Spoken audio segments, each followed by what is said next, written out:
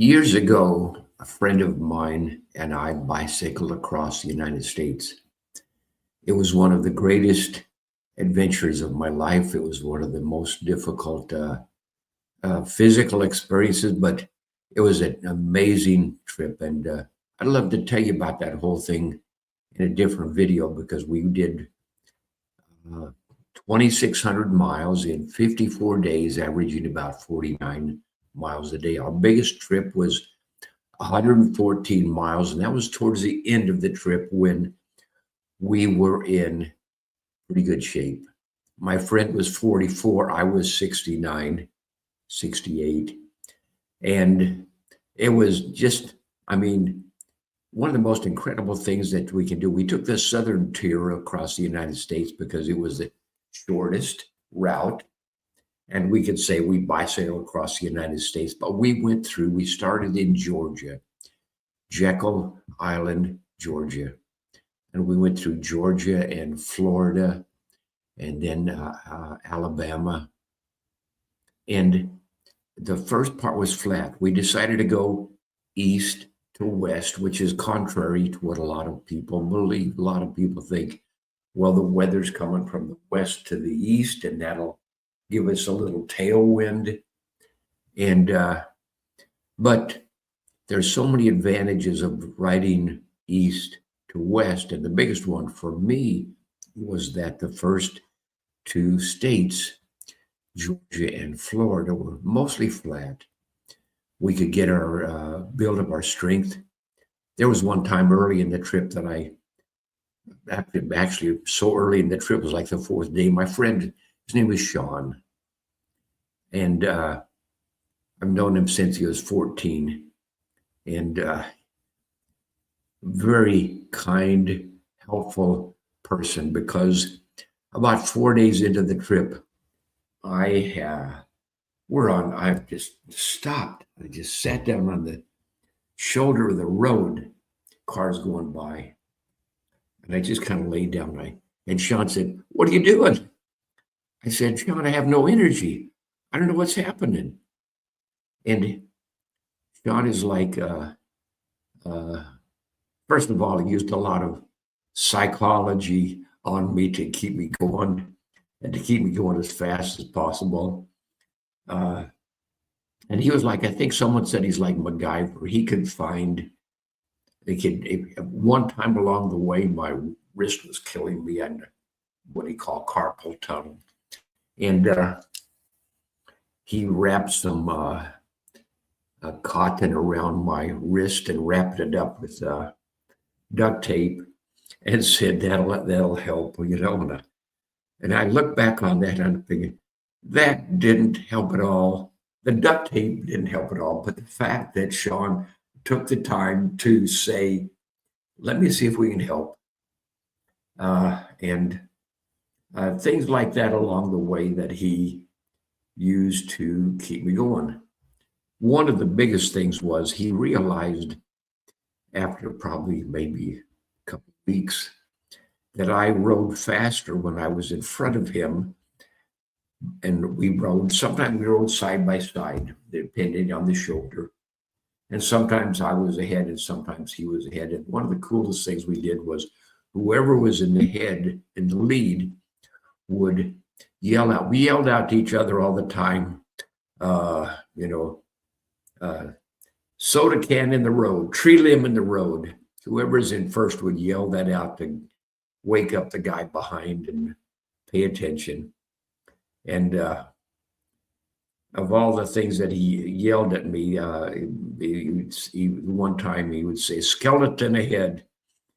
And there was a skeleton. I'm not sure if it was a deer that had been hit weeks ago and decomposed, and all there was a skeleton. But as we went through New Orleans, was about Mardi Gras time. And as we're bicycling around, we begin seeing beads. What do you call it? Those necklaces of beads that they throw out at the Mardi Gras. And I wish that they were laying on the road. And I wish that we had picked them up or at least counted, because we counted at least 15 or 20. And in one part of the trip, there was a water gully next to us for several miles. And the cool thing about that was, uh, as we're going along, frogs, we hear the frogs in the water in the gully chirping as we were going by. Uh, so many beautiful, this is such a beautiful country. We went through, I think, 8 different states, starting at Jekyll Island, Florida, then going through Jekyll Island, Georgia, and going to Florida, Alabama, Mississippi, Louisiana. In Louisiana, we're going into this one. Here's the cool thing about the trip. We met so many interesting people. I'll tell you about the first one. We were at an IHOP someplace it might have been Georgia, early in our trip. And Sean and I were in our bicycle jersey, bright jerseys. He had neon green. I had bright yellow for safety. And we had on our little bicycle shorts. And we traveled very lightly. We had 2 sets of clothes, town clothes that we could wear after a bike trip when we're going into a little cafe or something. And town clothes and bike clothes. Bike clothes are to make it comfortable for you as you bike, also to make it visible, bright colors to make it visible. We also had flashing lights at the front and back of our bicycles. So we stopped at an IHOP for breakfast. We had what we called our second breakfast. We had 4 meals a day: breakfast, second breakfast, lunch, and dinner. And we're in an IHOP, and we ate a breakfast. And as we're walking out, here we got these bright clothes on, and some guy in overalls, as we're going out, he said, I was 68, Sean was 44. He looked about 75. And he said to us, what are you boys doing? And Sean said, we're bicycling across the United States. This was the coolest thing. When people said, what are you doing? We could say, we're bicycling across the United States. So we said to this guy, Sean said to this guy, we're bicycling across the United States. And we're outside. We'd just gone outside the door, and we're on the front steps of the IHOP. And Sean said, we're bicycling across the United States. We're going to California, Pacific Ocean.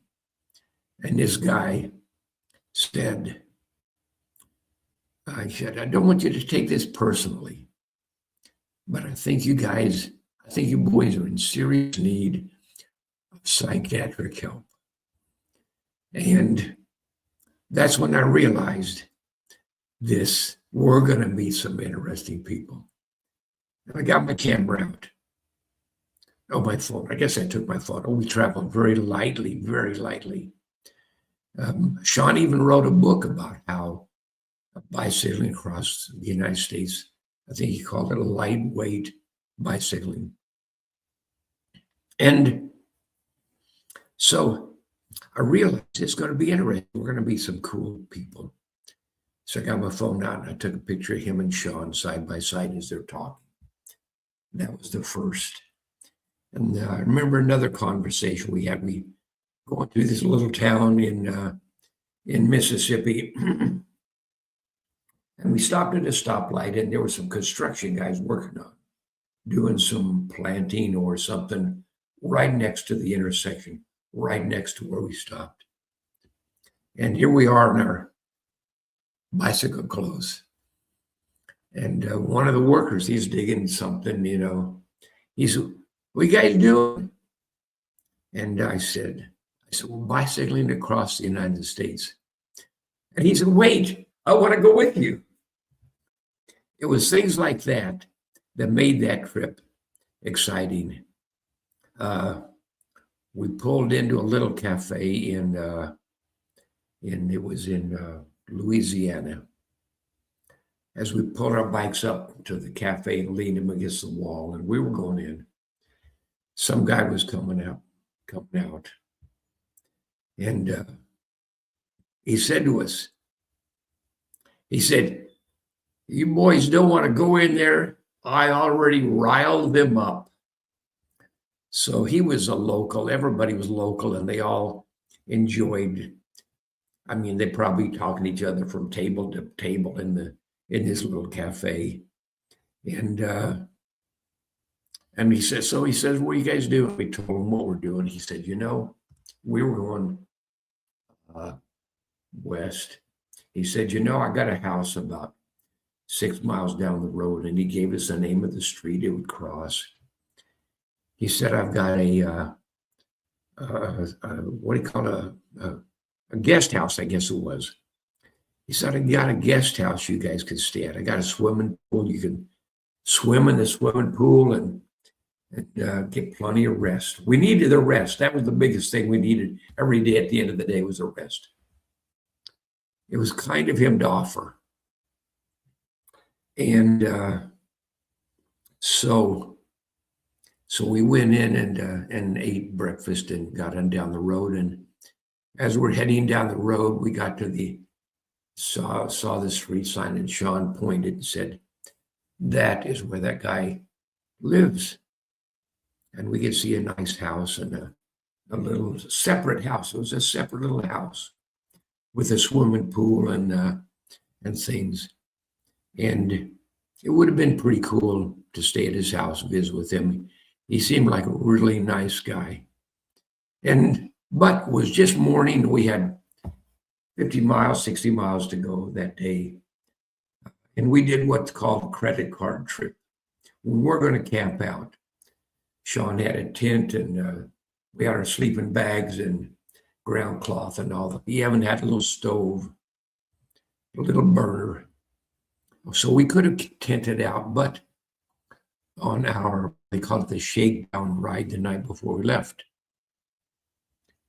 we're in this little tiny tent with all our luggage in there with us. And I'm thinking,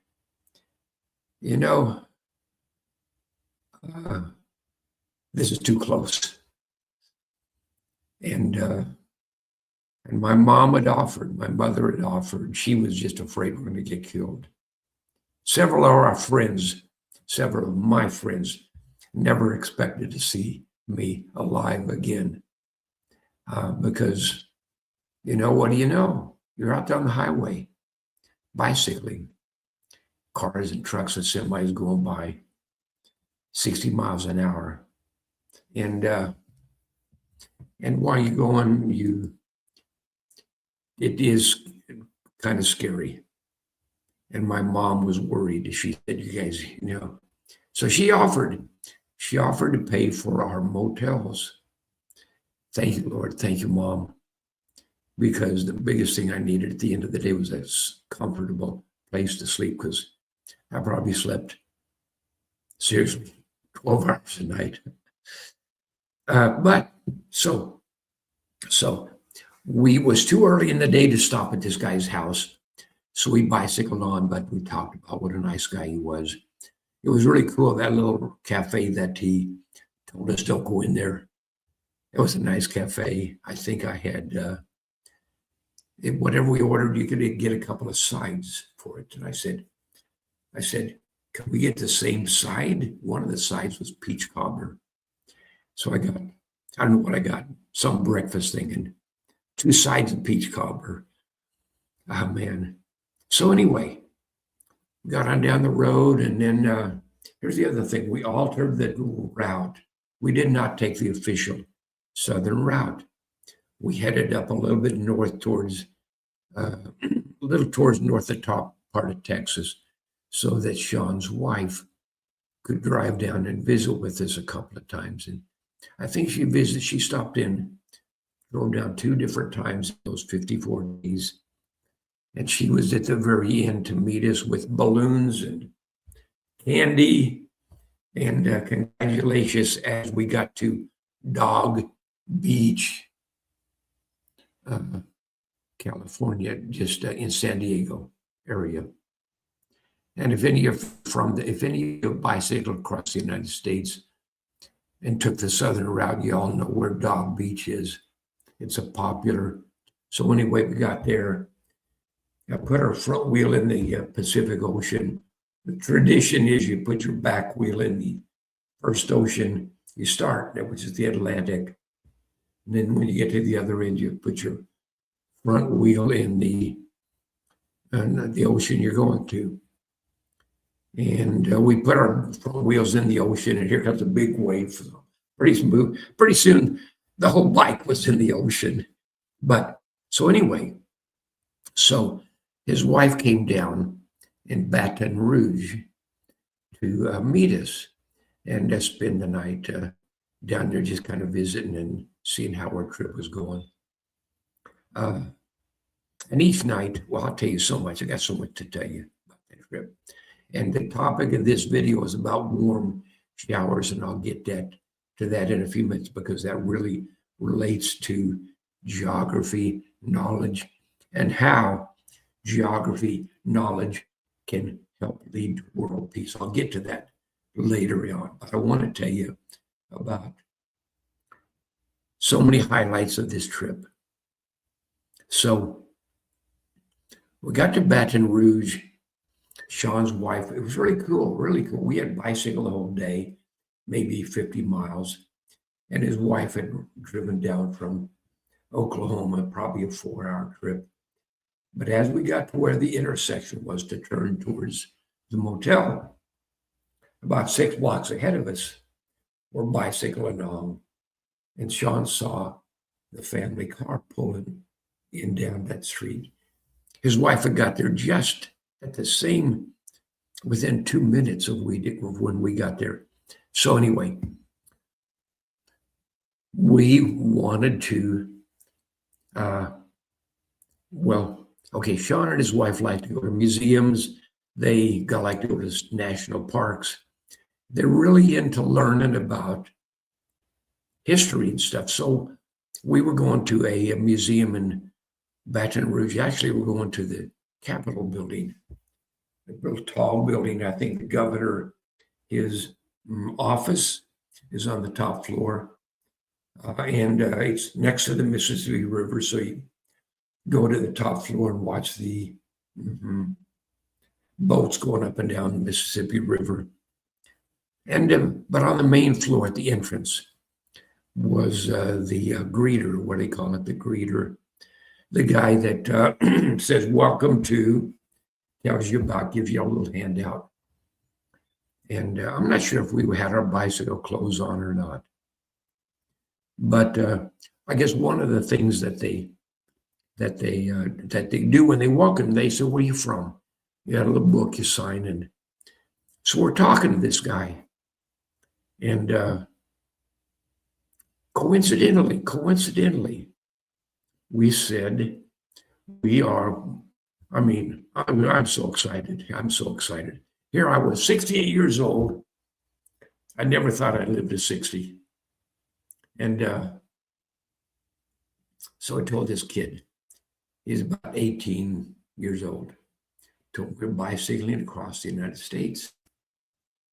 And for some reason, I don't know how we got into this, but we told him about this little town we'd driven through. And he said, that's where he grew up.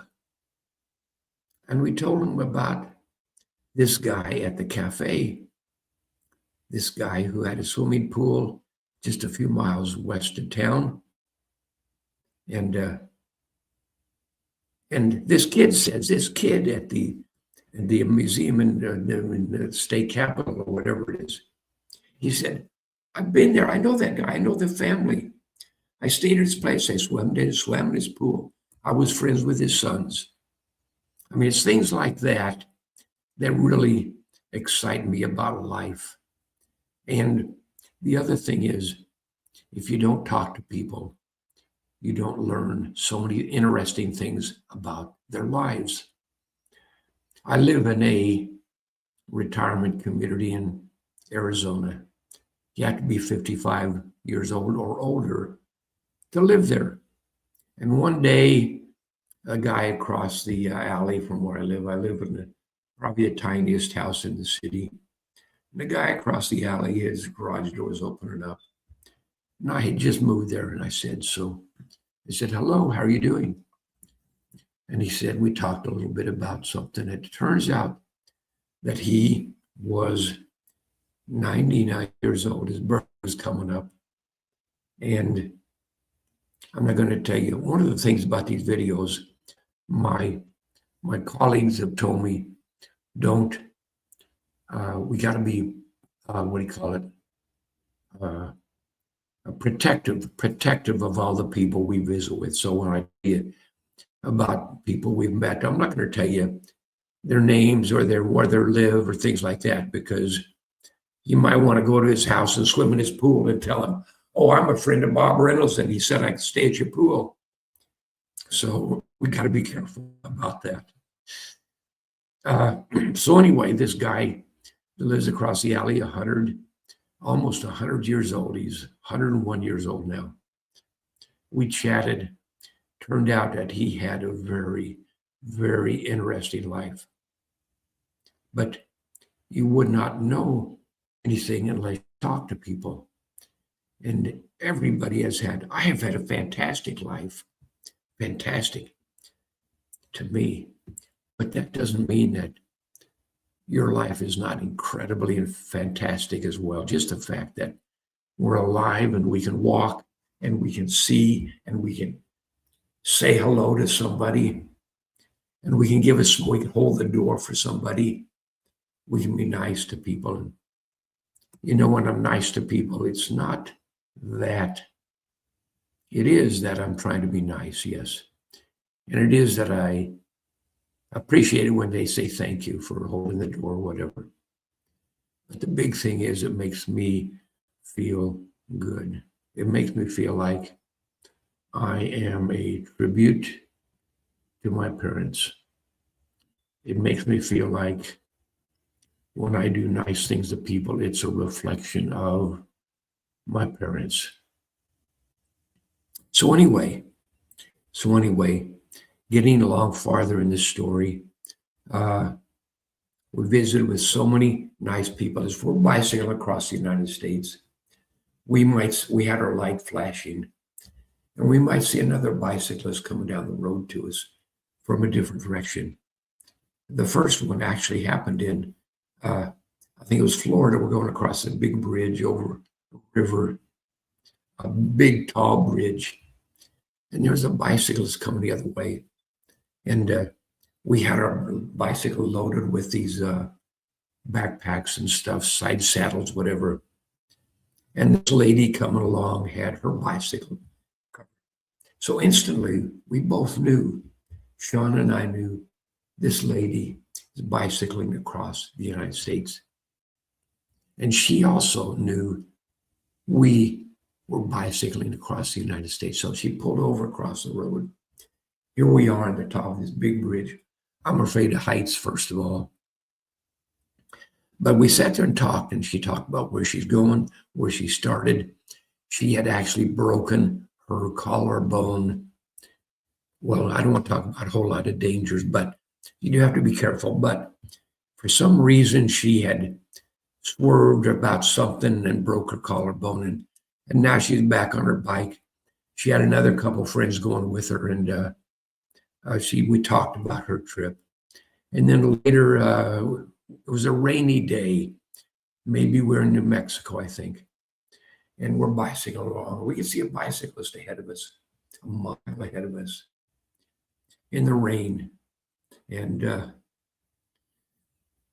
we got to the top. He got up to where we were, and as we're the different sides of the road, he's going east, we're going west. He pulls over, and we chat. Everybody's so excited. We talk about where you're going, where'd you stay. And this guy was going to be staying at the same hotel that we had stayed the night before. And he said to us, I could see you guys from a mile away because your light flashing in the front. Here it is in the rain. and you stop to chat. I got to tell you another story about the rain. We're in, oh man, we woke up this morning, and this one morning, and it's raining, and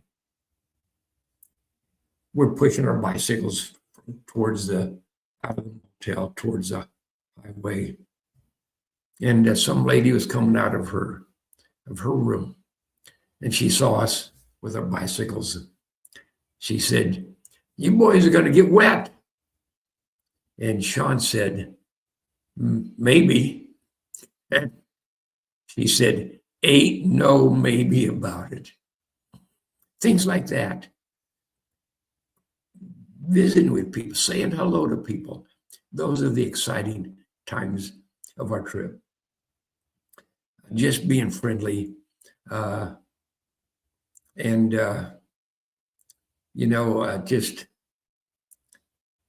I'll tell you another story.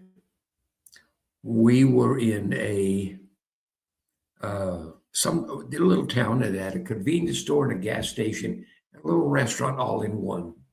Had totem poles of Indians with the cigars and all, like they used to have.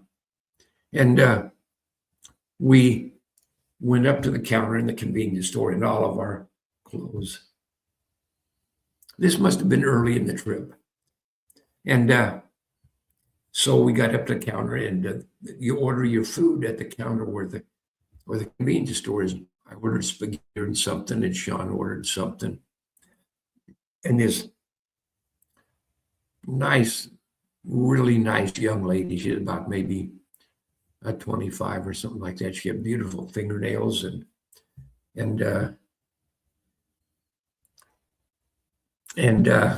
so she said to us, she said, "What are you guys doing?" And Sean said, "We're sailing across the United States. We're going to California." Here we were in like maybe Alabama. And he said, first of all,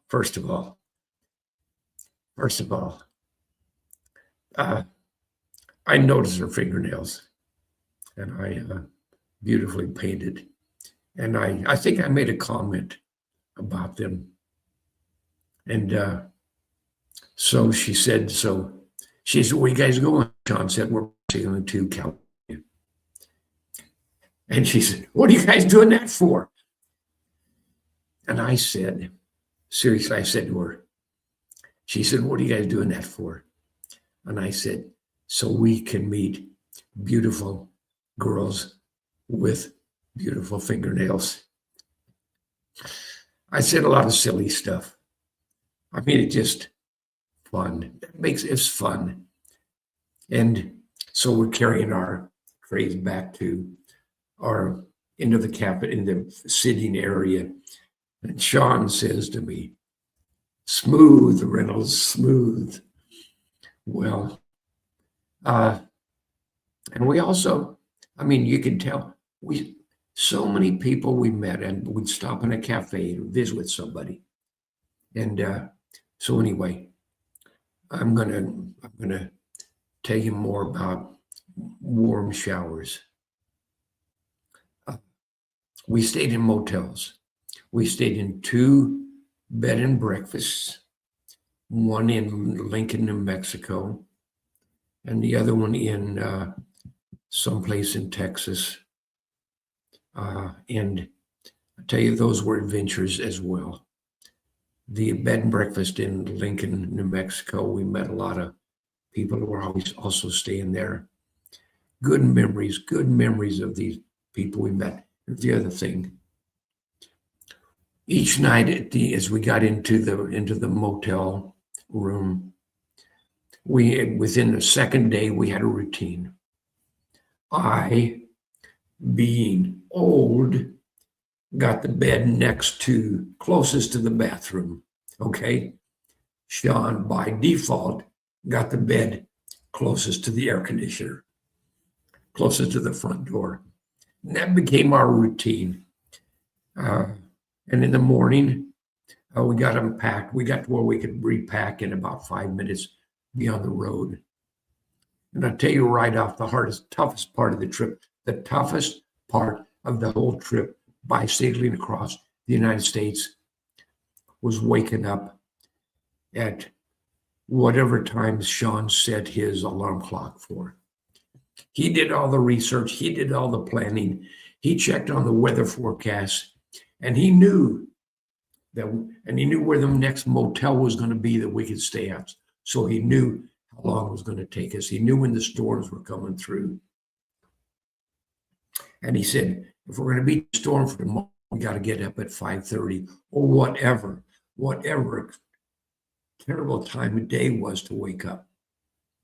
And as I told you, I probably slept 12 hours a night, because first thing we did at the end of the day, we took out our laptops and wrote about our day, put our pictures in, and we made added our journals.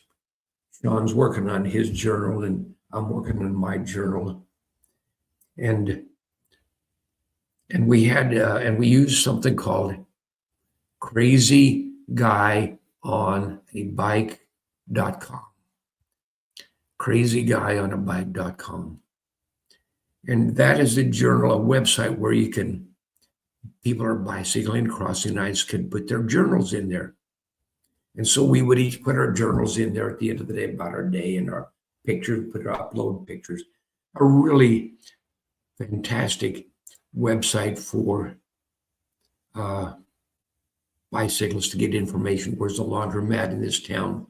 They just put in the name of the town, and all of the people who have been there will tell them, here's a good place to eat, here's a good place to camp, here's a good place to do laundry, and so forth.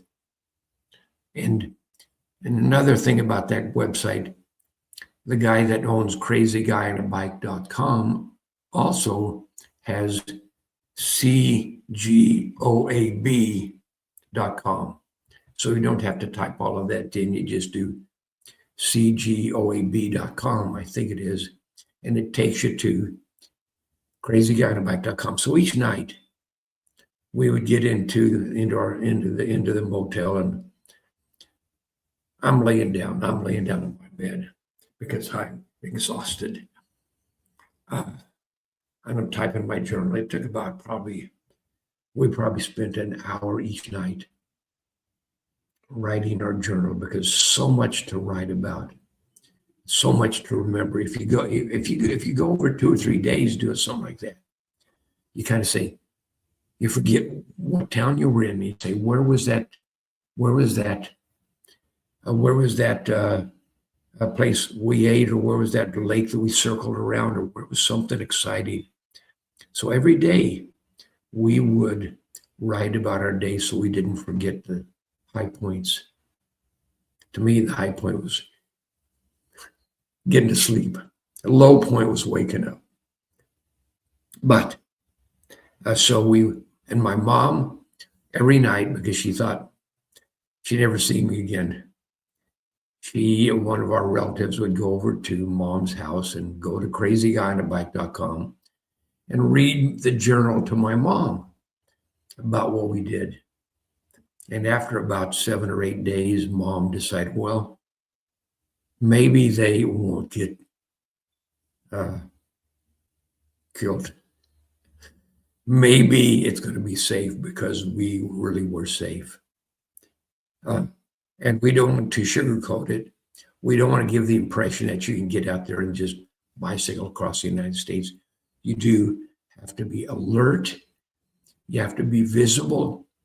You have to sometimes drive right off the road into the weeds.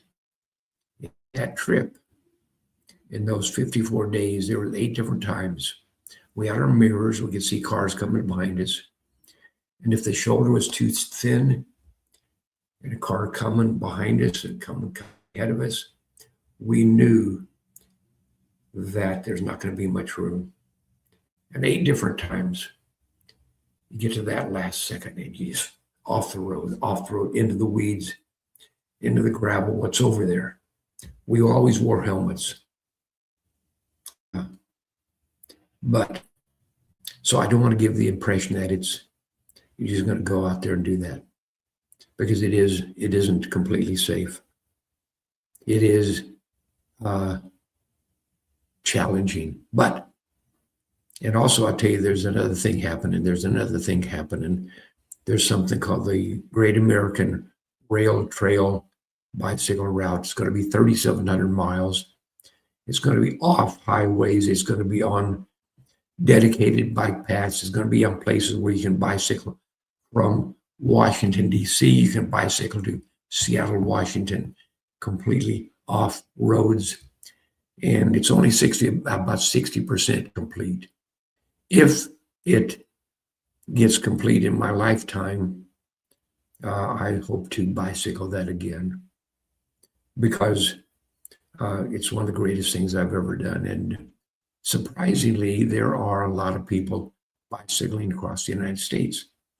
And that brings me to the whole topic of this conversation: warm shower. Although we stayed in motels every night, except for the 2 nights we stayed in bed and breakfast, although we did that, we learned afterwards that there's something called warm showers. Now, Warm Showers is an organization, warmshowers.com, where bicyclists, as they're bicycling across the United States, they can go to the website and say what city they're going to be in, and they can send a message to hosts. You got guests bicycling across the United States. You have hosts, homes where bicyclists can stay for free. And if you're bicycling across the United States, you can sign up for that organization to be a host or a guest. And so one of the beautiful things about bicycling across the United States is such an incredible adventure that Sean and I reminisce about that every chance we get. And we wrote we both have books that have all the text and everything about the stories and the pictures to remind us about that day. But so the thing is, when I'm talking to Sean about that trip, so much excitement, because we know how difficult it was, how challenging it was. We know about the hills, so we know about all that stuff. But when I'm talking to my relatives or friends, if you're talking to somebody who's not done it, they do not truly grasp the power of that adventure. The dogs that chase you and bark at you, the high school kids that tell us, get on the sidewalk or whatever. The joy of walking into a restaurant and having some food, they just can't. But when you talk to a bicyclist who has done it, and the excitement comes back. So in order for me to have the opportunity to visit with other people who bicycle across the United States, I became a host. I am a Warm Showers host. And when people bikes, so far I've had, I think, 64 guests who are bicycling. They stay at the place. I know what they need. I know they need thousands of calories. They need sometimes laundry. They need 10, 12 hours of sleep. But they also they crave a hot shower. So this Warm Showers, it's a perfect title for that organization. And I'll tell you about the first one.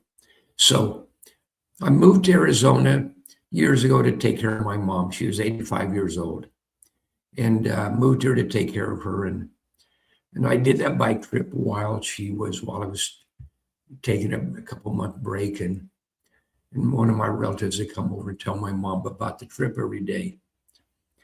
But after that trip, a few months later, I joined Warm Showers, and I got up one morning and Mom finally woke up. She came into the living room.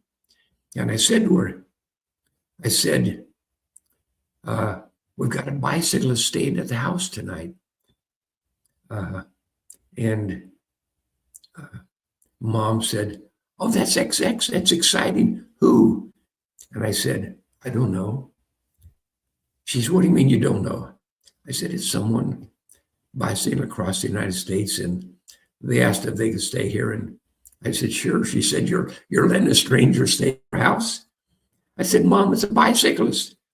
It's a bicyclist. What are they going to do? So she reluctantly agreed. And when a bicyclist would come to the house, I'd take a picture of her, my mom, and the bicyclist at the garage door out by the back of the house as they were leaving. And the second bicyclist came in too, and he came in.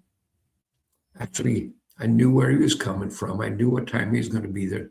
So I drove up the road about 20 miles and I ran into him. I didn't run into him. I saw him and I pulled over and waved him on. I said, I'm the guy you're staying with tonight. And he said, I know you're going to be staying. I'm going to be staying with you and your mom. He said, this is a young kid, nice young kid. They're all nice. First of all, they're all nice. I can tell you. But so he said to me, first of all, you carried a lot of stuff. And if you're bicycling 30, 40, 50 miles a day, every extra pound is an effort. So he asked me, he said, does your mom like wine? I said, my mom likes, well, she has a drink of wine almost every day. He said, well, I brought her. I don't know if she likes red wine or white wine. I don't know anything about wine. I know nothing about wine, but he said to me, I brought a bottle of white wine and red wine. So I said, I'll lighten your load. I'll put it in the car. And anyway, I went back home and the kid arrived at the house, and we always talk about their trip, what they've been doing. And Mom sits and enjoys the conversation. And then after about the third or fourth trip with a bicyclist stayed at the house, she was excited every time I would say, we have another bicyclist coming tonight, because she knew, first of all, I always take the bicyclist out to dinner for calories. So Mom and I, when the bicyclists go out for dinner. The other thing that my mom loved when a bicyclist would come through town was that, first of all, they're going to be staying in the guest room, but they're going to be in the house. And so every time a bicyclist would come through, I would clean the house, get rid of the clutter, do the laundry and all that stuff to make the house look good. So Mom, that's another reason Mom liked when a bicyclist would come through. But so anyway, my point is, most of the early bicyclists coming across the United States were from the United States, different states. But recently, the last few years, I guess out of the first 30 bicyclists, 20, 25 were from the United States, usually one or two people bicycling together. But for the last few years, the people that have stopped to spend the night have been from different countries of the world. So first of all, we have a lot to talk about because I want to hear about their trip. Actually, I want to tell them about my trip, the excitement we had. And we talk about our trip, but I always say, whether from the United States or from someplace else in the world, one of the first things I say is, where are you from? And I have a philosophy that geography divides us. I'll tell you a lot about that in another video. But I also have a philosophy that geography, knowledge, unites us. when I ask somebody from where they're from, and they're from Oregon or Wisconsin, you have a conversation because I've been to Oregon and I talk about Crater Lake, and I've been to Wisconsin and I talk about I think it's Wisconsin Dells. Uh, and you have something to say to somebody. Say, where are you from? And you have a conversation. So when someone says, one of the guys was from Prince Edward Island. Now, because I care about geography, I know where all the 50 states are, and I'll show you that I'll show you that in a few minutes. Now, I also know where all the provinces and territories of Canada are. And I know where countries of Africa, countries of Europe, countries of Southeast Asia, countries of the Middle East are located. So when the guy says, I'm from Prince Edward Island, we can talk about that part of Canada. And I know where Prince Edward Island is. It's a small island close to Nova Scotia, which is also, so you have a conversation.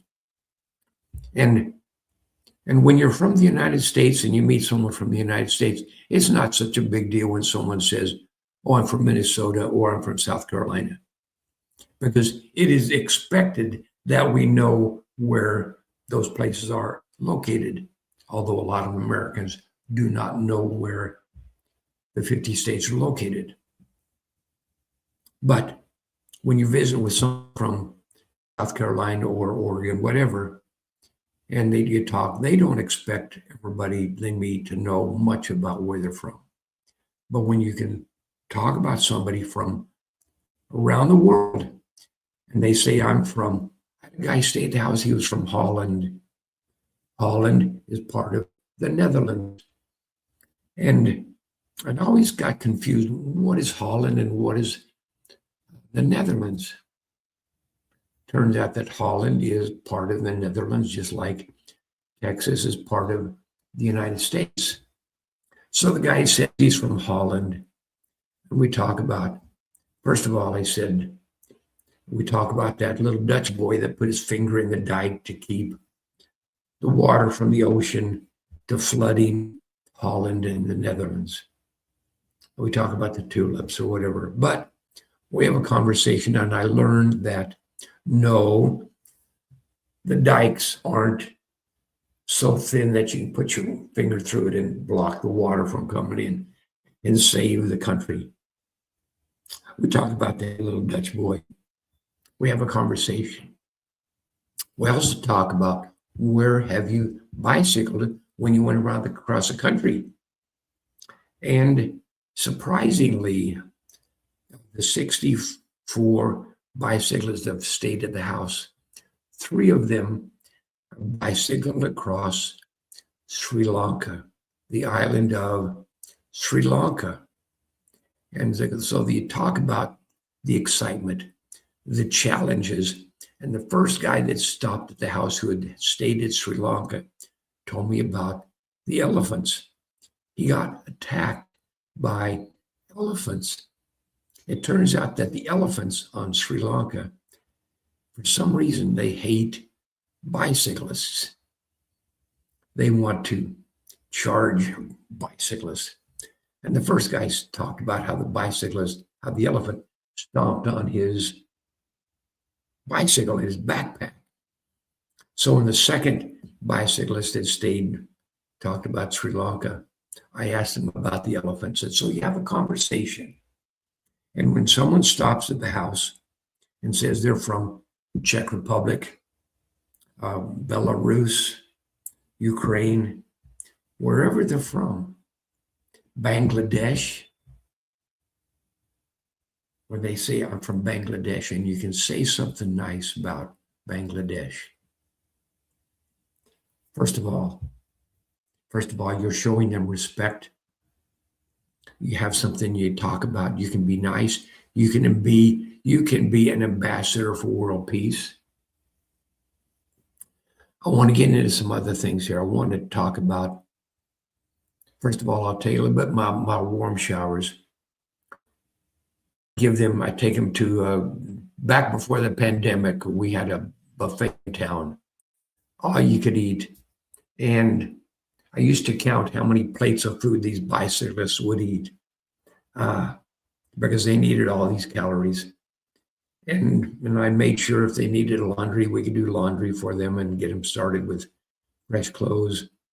And so anyway, just the fact that you know the names, location, country, the world, when you interact with people from around the world, you can show respect, you can be polite, you can learn a lot about the world. And if you're nice, they go back to their country saying, I had a bicyclist stay at the house, and he told me what country he was from. I went to our website and showed him that we have a game about the regions or the states or provinces of his country.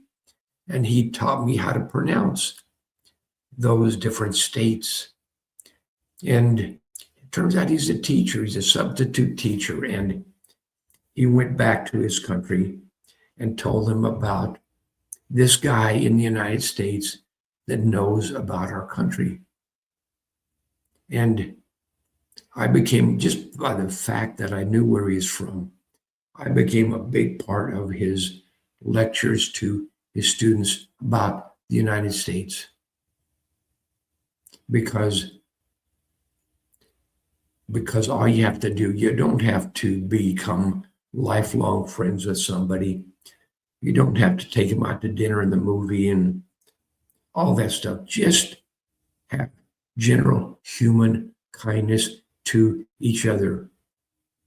Human kindness to people from around the world, whether they're immigrants, whether they're my grandmother on my mother's side was 100% Italian. My grandfather on my mother's side, 100% Irish. So I'm 25% Italian, 25% Irish. I do not know the rest of that. But when you can be polite to an immigrant, a tourist, a visitor, relatives or friends. I got a good friend who just visited Germany and has friends over there that come over to visit him. And when you talk about someone, where they're from, so here's the other thing. I was bicycling across a lake in Oklahoma City. I've gone, it's about 10 miles around. I was on my third lap around. I'm tired. I stood at a park bench next to a water fountain on the bicycle trail. There's also a pedestrian trail where walkers walk, people walking along. And I stopped at the water fountain, sitting there resting. And this family, a little black family, a mother, father, and their son, the boy was about 8 years old. They were on the walking track, walking. He's bouncing his basketball. His basketball hit the edge of the curb, bounced over to where I am, rolled up right to me. I picked up the basketball, I handed it to this kid. And I said, "Where are you guys from?" He said, "We're from Kenya." And I said, "The fastest long distance runners in the world are from Kenya." Now this kid, big smile. First of all, someone knows where his parents are from. He probably was born there. And big smile, he bounced his ball back to his parents, kind of skipping and hopping, because not only did I know where he was from, I said something nice about his country. Now, I don't know a lot about his country. I don't know their form of government or their currency or their biggest import or their biggest export. I don't know all that stuff. I don't know even the capital of their country, but you don't need to know a lot to be nice to somebody.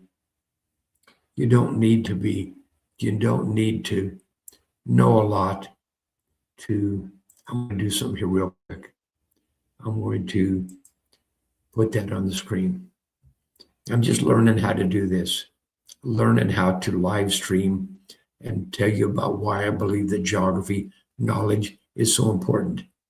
But warm showers, a lot of people from warm showers stay at the house from different places of the world. And I learn so much and I show respect. And that's all it takes to be an ambassador for world peace. Simply be kind. And I'm going to show you something. I'm going to show you how you can learn the names and locations of the countries of South America in 24 minutes. Seriously, think to yourself, do you really know about geography? Do you know about the world? I'm going to show you how in 24 minutes, and I'm only going to take 5 minutes to do it, but in 24 minutes playing a game, you can learn the names, the locations of the countries of the world, of South America, so well that you can score 100% on this map. Bring that up, okay? Does that come up backwards? No, I don't know if that's backwards or not. But you can score 100% on the blank map of South America, and you can recite the 14 countries of South America in 14 seconds. And the goal is the same with the 50 states, be able to score 100% on the map of the 50 states, be able to score 100% on this map simply by putting an A for Alabama, C for California, D for Delaware, and so forth. But in addition to scoring 100%, you need to be able to recite the 50 states in 50 seconds. You need to recite the 14 countries of South America in 14 seconds. And I'm going to show you real quick. Just stick with me for 14 seconds.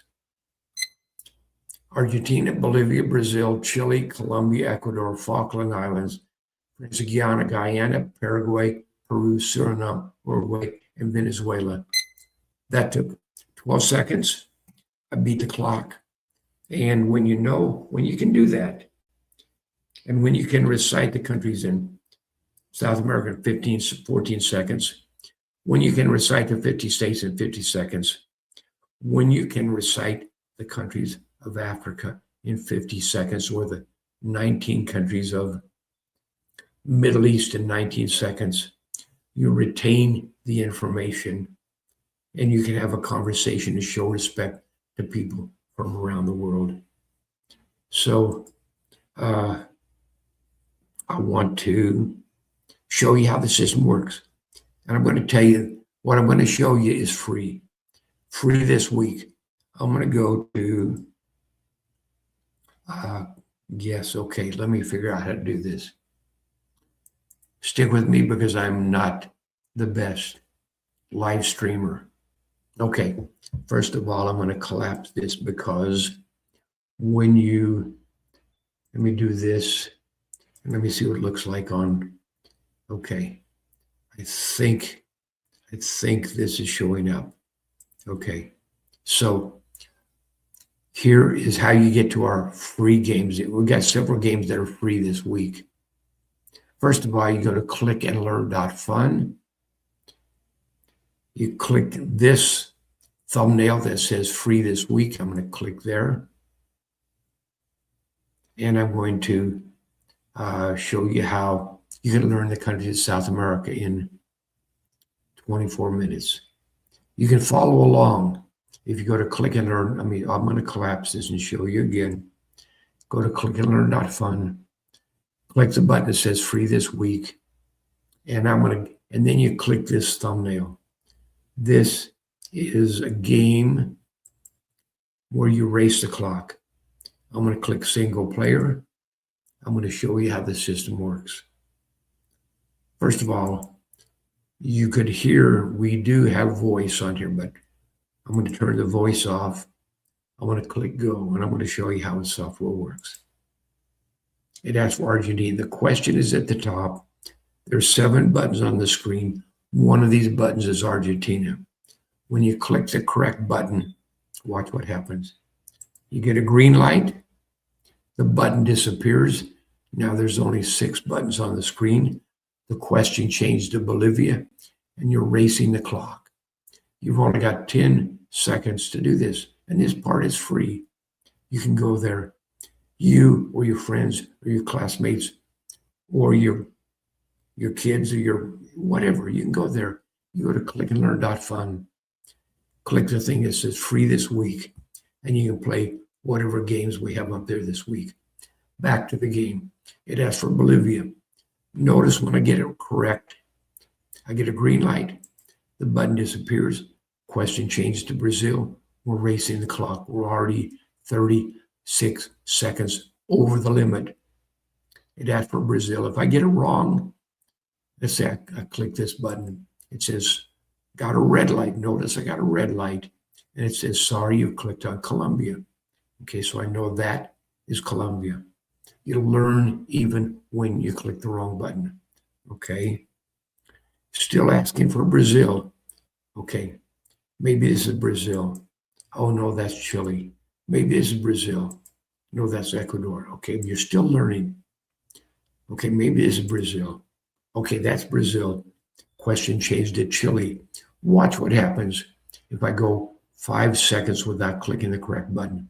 I'm going to click Chile correctly, but watch up in the corner what happens where the mouse is. I click Chile correctly, and after 5 seconds without clicking the correct answer, the Show Me button appears. You can use the Show Me button anytime. Show you where, in this case, Colombia is located. Okay, Colombia. It asks for Ecuador, and there's only one button left. Everybody can find the Falkland Islands right now because it's the only button on the screen. Click that button. It was 101 seconds over, mostly because I was talking so much, but it takes about 4 plays to get to where you can identify the first 7 countries of South America. And after you played about 4 times, you know that, first of all, it's in alphabetical order.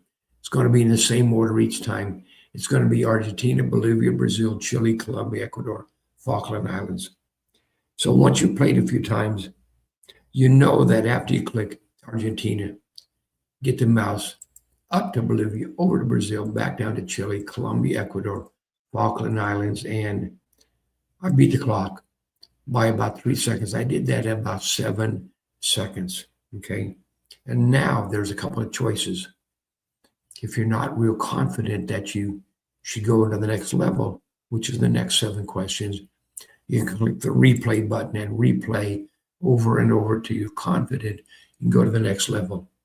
Argentina, Bolivia, Brazil. I'm not even looking at the question. You don't need to look at the question because you know that the next is going to be Chile, Colombia, Ecuador, and Falkland Islands. Okay?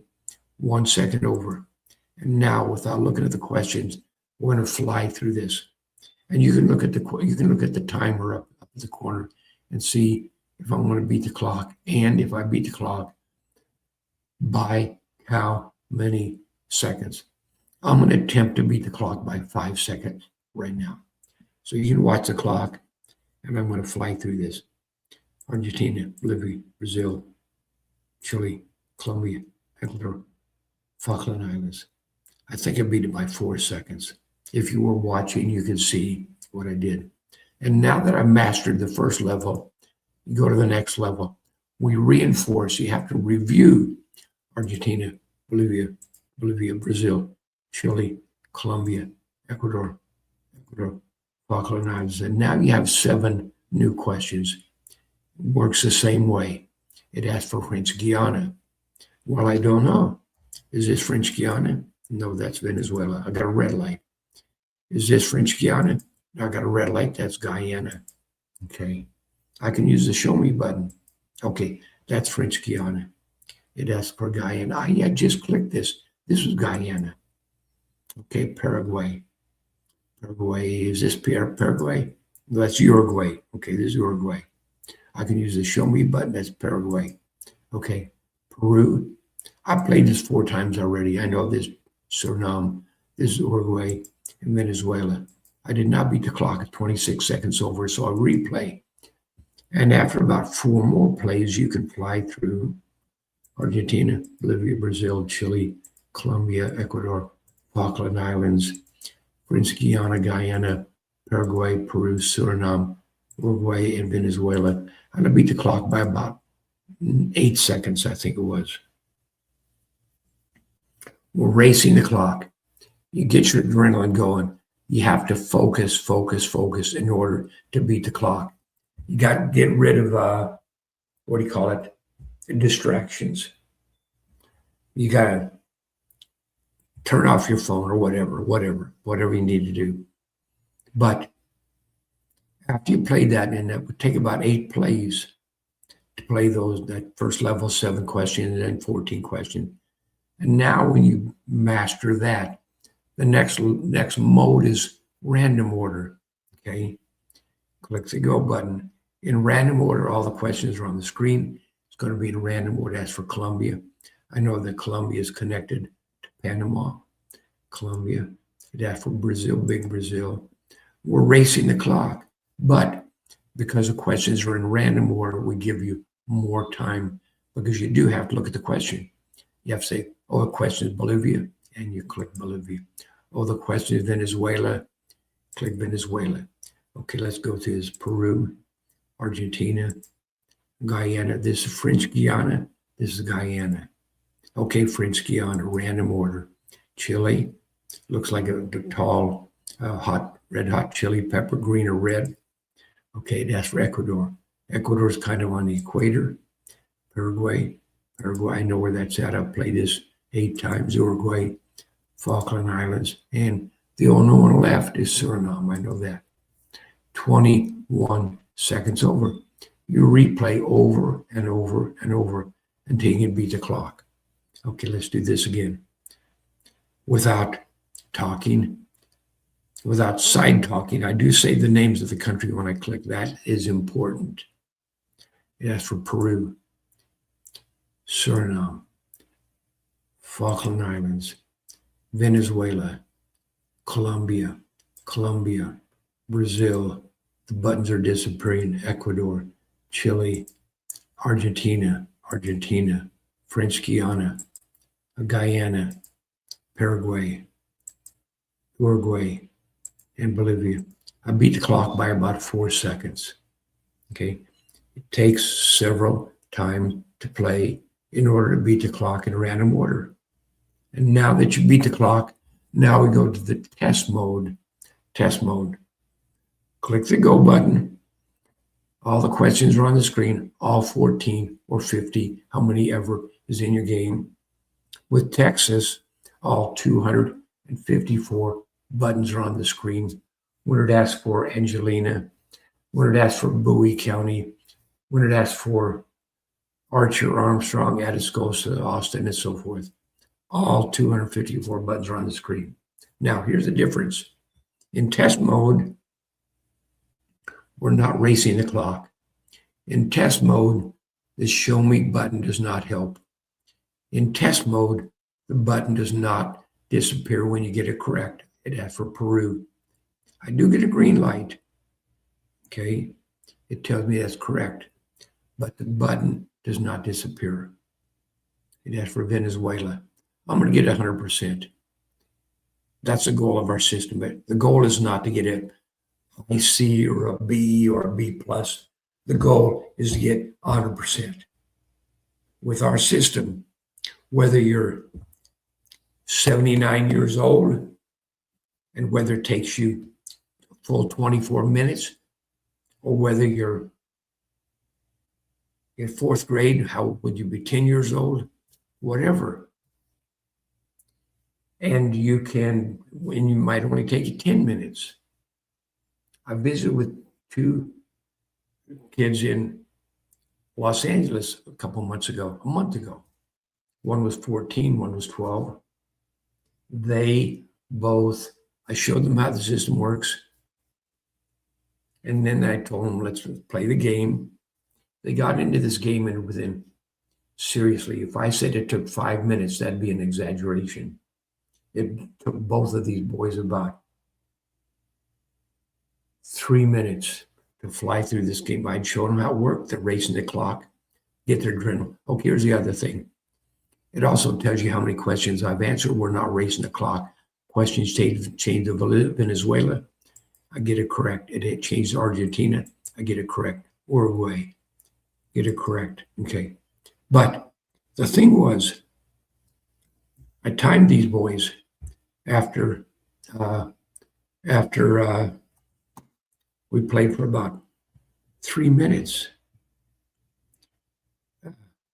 And they both knew just by playing, you go through Argentina, Bolivia, Brazil, Chile.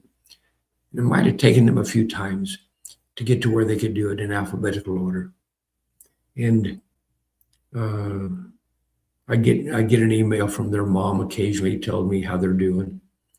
And I'm going to go back there in a couple of months in September and show them how the 50 states games work, and maybe make a video of them showing how quickly they can learn the native location of all 50 states. Back to the topic at hand. Colombia,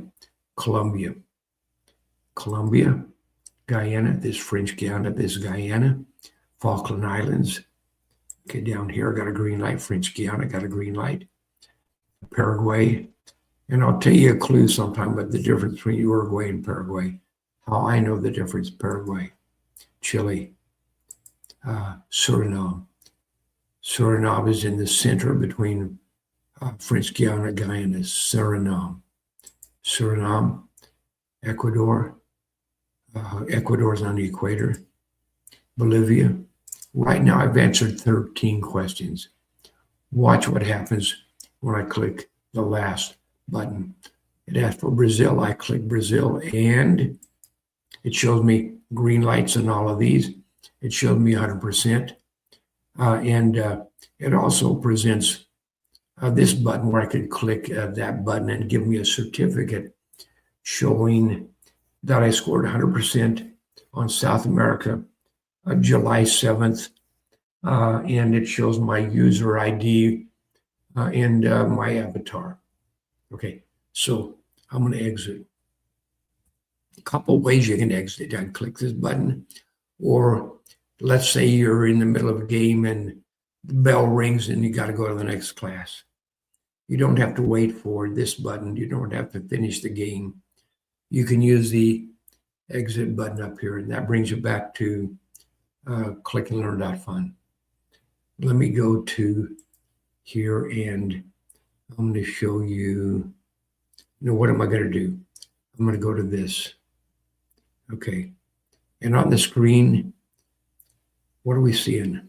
I tell you what, this is not easy for me to figure out how all this works, but I want to tell you that I'm going to get back into that again and show you. Oh man, how do I get back? How do I get that back? How do I get that back? How do I get all these other screens back? Come on. I don't know how to get that other screen back. Okay, here we go. There we go. Stress me out. I got a couple of younger guys, 30 years old, helping me learn how to do this, but I am 79 years old. Back to where I wanted to show you. Okay. So you go to clickandlearn.fun. Click the button that says free this week, and I'm going to show you a couple of other things. The guys and I'm going to scroll across here to see some of the other games. I got a game to help you learn the test mode. I've got a game to help you learn the countries of Italy. The kids from Los Angeles are Italian. They go back to Italy, so I put this game up on the screen for them for a week that they can play it before they go over to Italy and visit their relatives. Other games. Let's go to, I just got back from Puerto Rico. I'm going to show you in test mode that this system is so powerful that I use this game to learn the names and locations of all 78 municipalities of Puerto Rico. The Click and Learn team spent 8 days in Puerto Rico. We went to one of the beautiful beaches. We went into the jungle. I saw bananas growing upside down on the trees. The guys hiked up to some tower in the jungle. I slept on the side of the road while they did that. I'm not going to climb up I can't, but they did. It was a fantastic time. But the point is, here's the point. Before we went over there, we made games to help us learn the names and locations of all 78 municipalities. Honestly, it took me 2 weeks, playing about an hour a day. 2 weeks to learn these. Biggest problem is I'm not bilingual. I only speak one language. So for me to be able to learn how to pronounce Canóvanas, Barranquitas, Florida, Culebra, it took me a while. It took me 2 weeks. But two of the guys on the Click and Learn team, one of them both took Spanish in school, and one of them knows it pretty well. So since he knows how to pronounce these, it only took him 2 days. He spent about 2 hours one day in the evening when we got to Puerto Rico, and 2 hours the next day. And after 4 hours, but after at the maximum 4 hours, he could go through this and score 100%. One of the other guys on our Click and Learn team, he's our video editor, Matt, and he was working on making videos, filming a lot of things about the trip. And the first day, he spent about 2 hours playing the game to learn the first 28 municipalities. And then the second day, he only spent half an hour. And after 2.5 hours, he could score 100% on the first 28 municipalities of Puerto Rico. My point is, whether you're old and slow or whether you're young and fast, any time in between that, you can learn to do this. Here's the other thing. If you're a teacher, you might teach 1,000 things in a semester about math or algebra or physics or trigonometry or history. You might teach them 1,000 things about history of your country. When you give them the final exam, you're not going to ask them 1,000 questions. You're going to give them random, maybe 20, 25 random questions and see how well they know. So with this system, we've set it up so that after 20 questions, your student or you can click the button and say, how well did I do on that test? So here's what we're going to do. And I'm going to show you after 20 questions. It asks for cortisol. This is Coamo, Comarillo cortisol. I got a green light. Quebradillas up here, green light. Aguas Buenas. Hardest part was for me to learn how to pronounce. And watch and see if I get all green lights on the first 20. Las Piedras, Salinas. We went to a lot of these municipalities. Otillo, Ceiba, Naranjito. There are two municipalities start with an N. Naranjito is this one, green light. Barranquitas, 3 Municipalities start with a B. Barceloneta, Barranquillas, Bayamon. It asks for Barranquillas, I'll get a green light. It asks Cialis, green light. Conquest, green light. Fajardo. Fajardo is, here's where the beautiful beach was, in Luquillo. This is Fajardo. Las Marias, Maracao, Mocha,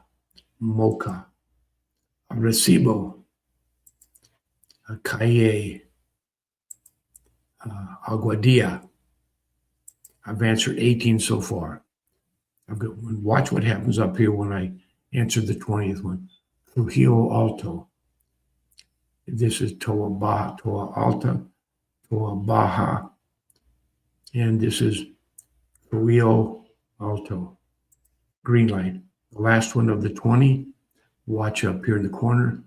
I get it correct. I get a green light. This button appears after 20 questions, whether it's 20, 25, 30, 35, 100, 254, this button appears. When you click that, it shows you what you've done. You got green lights, and the game is going to end, and it'll tell you can print a certificate, and it shows you got 100%. So, and I'm going to exit up here with the emergency exit. I'm going to get into another part that we have up here, and I'm going to tell you something else. First, I'm going to collapse this one. I'm going to tell you something else. This part where it says free geography games, when you click that, we have currently 12 geography games that are free for the end, until the end of this year. Until the end of 2026, these games are free. You can learn all the countries of Africa, Middle East, the provinces of Canada, the 31 states of Mexico, Caribbean and South Pacific island countries. You can also learn the continents and oceans. I believe that every kid over third grade, and maybe everybody over kindergarten, should know that there are 7 continents and 5 oceans.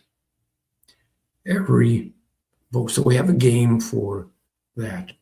We have Central America. I'm going to get into the game for the 50 states.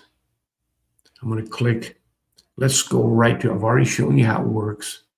We could go through this in learn mode, 7 questions at a time. I'm going to exit and I'm going to show you.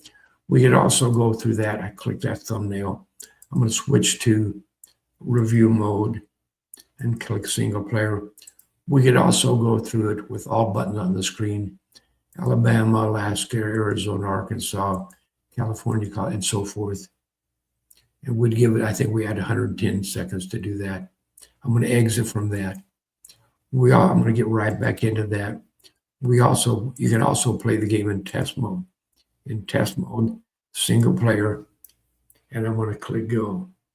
You can go right to test mode. It asks for Illinois. And remember, you get a green light, but the button does not disappear. You're not racing the clock, and you can't use the show me button. But this is a good game to play for review. Arkansas, Iowa, 99 counties of Iowa. Hold on a minute. 90 in South Carolina. South Carolina is beautiful.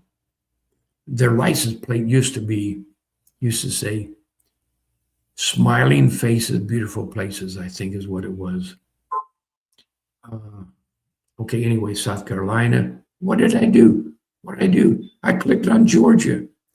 You see, you got to focus. You got to concentrate. Okay, you got to focus. You got to get rid of. I just got what he calls a spam call. You can't do that. If you're going to get score 100% and show your teacher that you can score 100%. I wake up in the middle of the night and play these games because they're addictive to me. But since I just got that red light, and since I'm not going to score 100%, I'm going to exit. I don't want to show my teacher that I got a 98%. I want to show my teacher and myself and my parents and brag to my grandkids that I can score 100%. So I'm going to exit and I'm going to start over, okay? You're allowed to do this. Click the thumbnail, switch to test mode, click single player and go. Okay, South Dakota. This time, I'm not going to mess around bantering about every state. I'm going to click Mississippi, Pennsylvania. And I'm not going to banter about all the places I've lived. I lived in Pittsburgh, Pennsylvania in 1979 when the Pirates won the World Series and the Steelers won the Super Bowl. It was an incredible time. Incredible time. Anyway, I get so excited about geography, about knowing where places are. Back to the task at hand, as for Pennsylvania. I'll try to be quiet, except for saying the names. Maryland. As I say the name Kentucky, you can think to yourself where Kentucky is, and you can ask yourself, is Bob really going to get this right? It asks for Kentucky. It asks for Rhode Island. And it asks for Alaska. It asks for Virginia. This is West Virginia. This is Virginia. Green light. Ohio. Ohio. Delaware. Delaware. New Hampshire. Maine. Oklahoma. I have lived in Oklahoma, 3 different cities. Oklahoma. North Dakota. Vermont. Vermont is shaped like the letter V, so it's easy to remember. Vermont. Washington. My parents lived in Washington for a while. Indiana. I lived in Evansville, Indiana for a while. I went to the Indy 500 when I lived there. West Virginia. Oh man, West Virginia. John Van Denver wrote a song about West Virginia, and first time I drove through West Virginia, and the rivers and the lakes and the hills, the rivers and the mountains and the hills, truly, truly, truly beautiful. And I thought, when I die, I'd like to have I don't want to get grotesque, but I think what a beautiful place to be buried in, West Virginia. I'm serious, beautiful, West Virginia. Texas, I lived in Texas for a while. Plano, Texas for about 3 years. Kansas, okay, you're going to think this is crazy. You're going to think I'm making stuff up, but I lived in Overland Park, Kansas in 3 summers where my parents lived for several years. So I've lived in Kansas, New Mexico. My great nephew goes to college in New Mexico, Connecticut, Missouri. Okay, you're not going to believe this, but I was born in Missouri, born in Joplin, went to school in Rolla, Missouri, worked at a pizza place in St. Louis. I was actually assistant manager at the age of 21. When I look back and I think, how can anybody run a place at the age of 18, 19, 20, 21? But I ran a gas station in Overland Park overnight for a week. I was the only person there was open 24 hours. And I look back and think, how can an 18-year-old be in charge of running a gas station? Okay. I get so excited, as you can tell. That's from New Jersey. 2 of the guys on the Click and Learn team are from New Jersey. And they went to Puerto Rico with me and our programmer. Okay, New Jersey, Tennessee. Got a good friend lives in Tennessee. Massachusetts, got a green light. Hawaii. I've not lived in Hawaii. I've not lived in Utah. I do live in Arizona. Okay, on and on. Crater Lake, Oregon, North Carolina. This is South Carolina, where I was telling you about how beautiful that was. Smiling faces, beautiful places on their license plate. But it asks for North Carolina. It's North Carolina. Michigan, Michigan, Louisiana, shaped like the letter L. Wyoming, right below Montana. South Carolina, beautiful. California, this is where we bicycle to. San Diego, down here about where Dog Beach is, right down in here. Arkansas, Arkansas, Montana, Montana. A lot of cities in Montana start with the letter B, as in Billings and Bozeman and Butte, Montana. Alabama, first letter alphabetically. Iowa. I believe if you're running for president, you should learn the names of all 99 counties of Iowa. And with our system, you can learn the 99 counties of Iowa, names and locations in, first of all, if you're, well, I'm not going to say that. I'm not going to say that. But I will say that if you are running for president, you should know countries of the world, you should know names and locations of all 50 states. And if you really are serious, you should learn the names and locations of Iowa, if that's still the first state where you campaign. Because when you know, and when you meet someone from Iowa and they say where they're from, you say what county, and you can say something to them, show that you care enough to spend 3 evenings learning the names and locations of the 99 counties.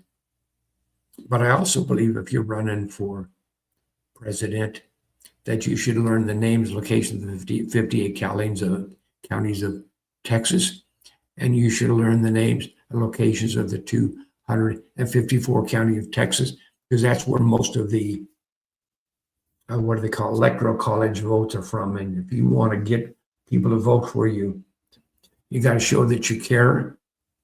And if you really care, to work at it and learn whatever you can.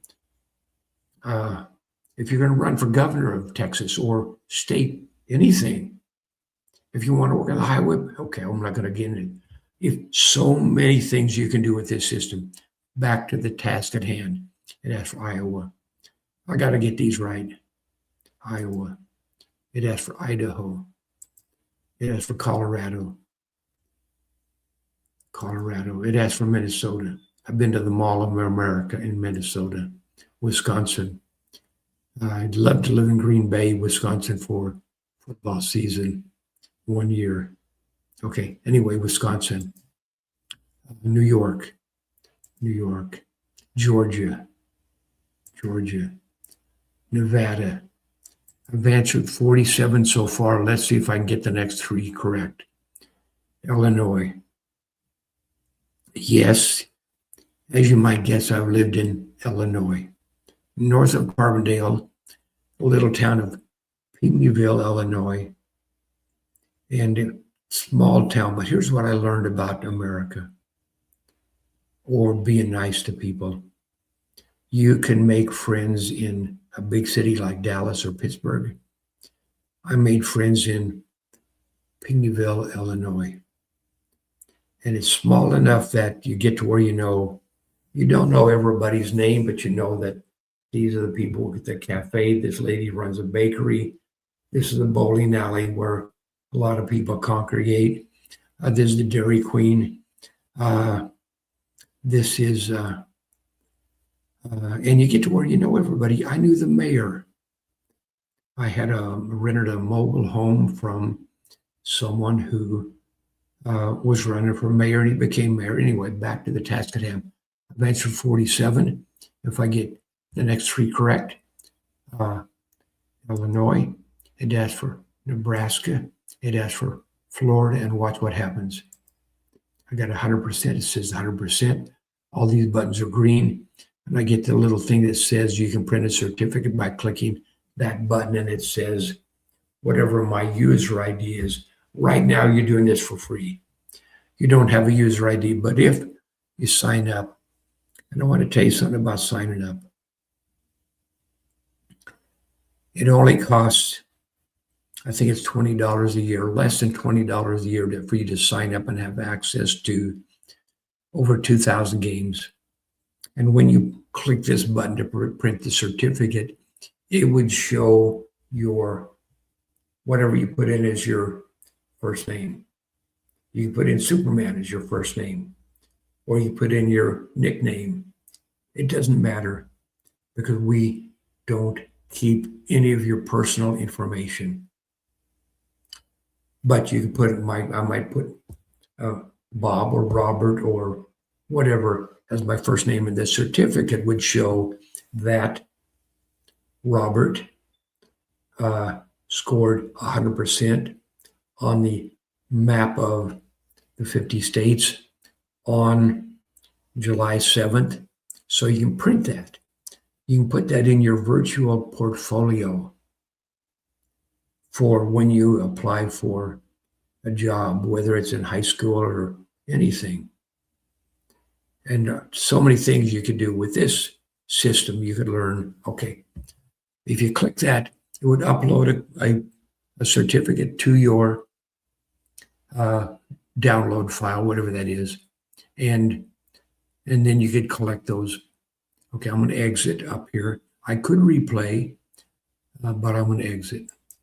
Okay, let's get into, let me show you what you get. If you're a registered user, and again, individual plan is, I think, less than $20. I'm not sure how much the family plan is, or a small group of friends, or a geography club. But in fact, I'll show you. Okay, first of all, I'm going to show you some of the games that we have available. I'm going to click the game library. I'm going to click this one that says pick your states. And let's say I pick Arizona. All of these games help you learn about Arizona. I'm going to scroll back to the left, and I'm going to collapse that button. And all of these games help you learn about, click this one for Colorado. All of these games help you learn about Colorado, or all the way across all 50 states. And we included Puerto Rico as in this group, because we flew to Puerto Rico without a passport. It's part of the United States. And we had so much fun. But my point is, when you click here, you get games to help you learn A to F, G to O, P to Y. You get this game to learn, to help you, as I think I might have already showed you. I get confused here. But, and then you have this game to learn facts about, and then you have these games to learn the placement of, and then you have more games, okay, about Puerto Rico. I could collapse that. I'll show you how I got there. I'm going to collapse all of these. I got there by clicking Game Library, select your state, pick a state. Let's just scroll over and pick any state. Let's pick Maryland. And these are the games we have to help you learn the, sometimes they have different names. For example, Louisiana calls them parishes, okay? And it looks like Louisiana. Yeah, here's Louisiana. That's what I was going to show you. Louisiana, it says learn the parishes of Louisiana. I'm going to collapse that. But so those are all the games about whatever state you want. And I'm going to collapse this one because that's a free geography games this week. So let's look more at the game library. We also have, besides just geography, we have games to focus on the presidents. When you click here, we have a game about the life of every president. You can scroll across and learn about all the presidents. Okay. I'm going to collapse that. We have a set of games to help learn about the states. Focus on the 50 states. And you can learn about, let me go to my state, where I was born anyway. I'm going to go to Missouri. I'm going to click that Okay, it says free trial. If you're not registered, you get a free trial of any of our 2,000 games. I'm going to click that, and that will let me play the game about Missouri, which says what's the capital of Missouri? And you'd say Jefferson City, who was the first governor. And I did not know this, but it's a guy named Alexander McNair. Largest city would be St. Louis. No.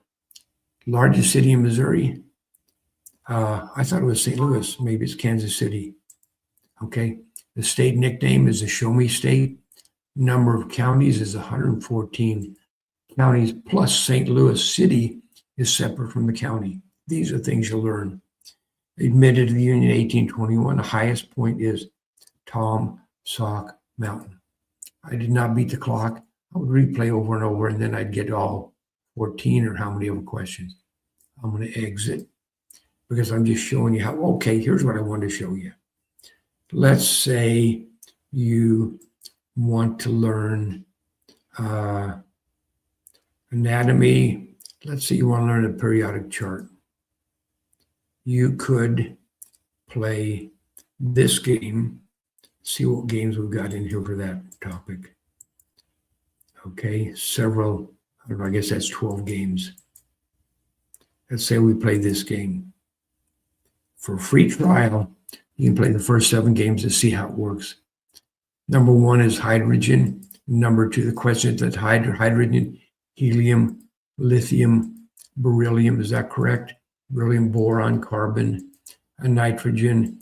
And you can go through that until you can go through 7, 14, 21, how many ever we've got on the screen. And this game is just for the first 30 elements. But I'm going to get back in and show you what happens if you want to become a member. If you're a VIP member and you just buy the personal individual unit, you can, let me just click in here and show you how it works. I click this button. Now, sign in or register to start your VIP membership.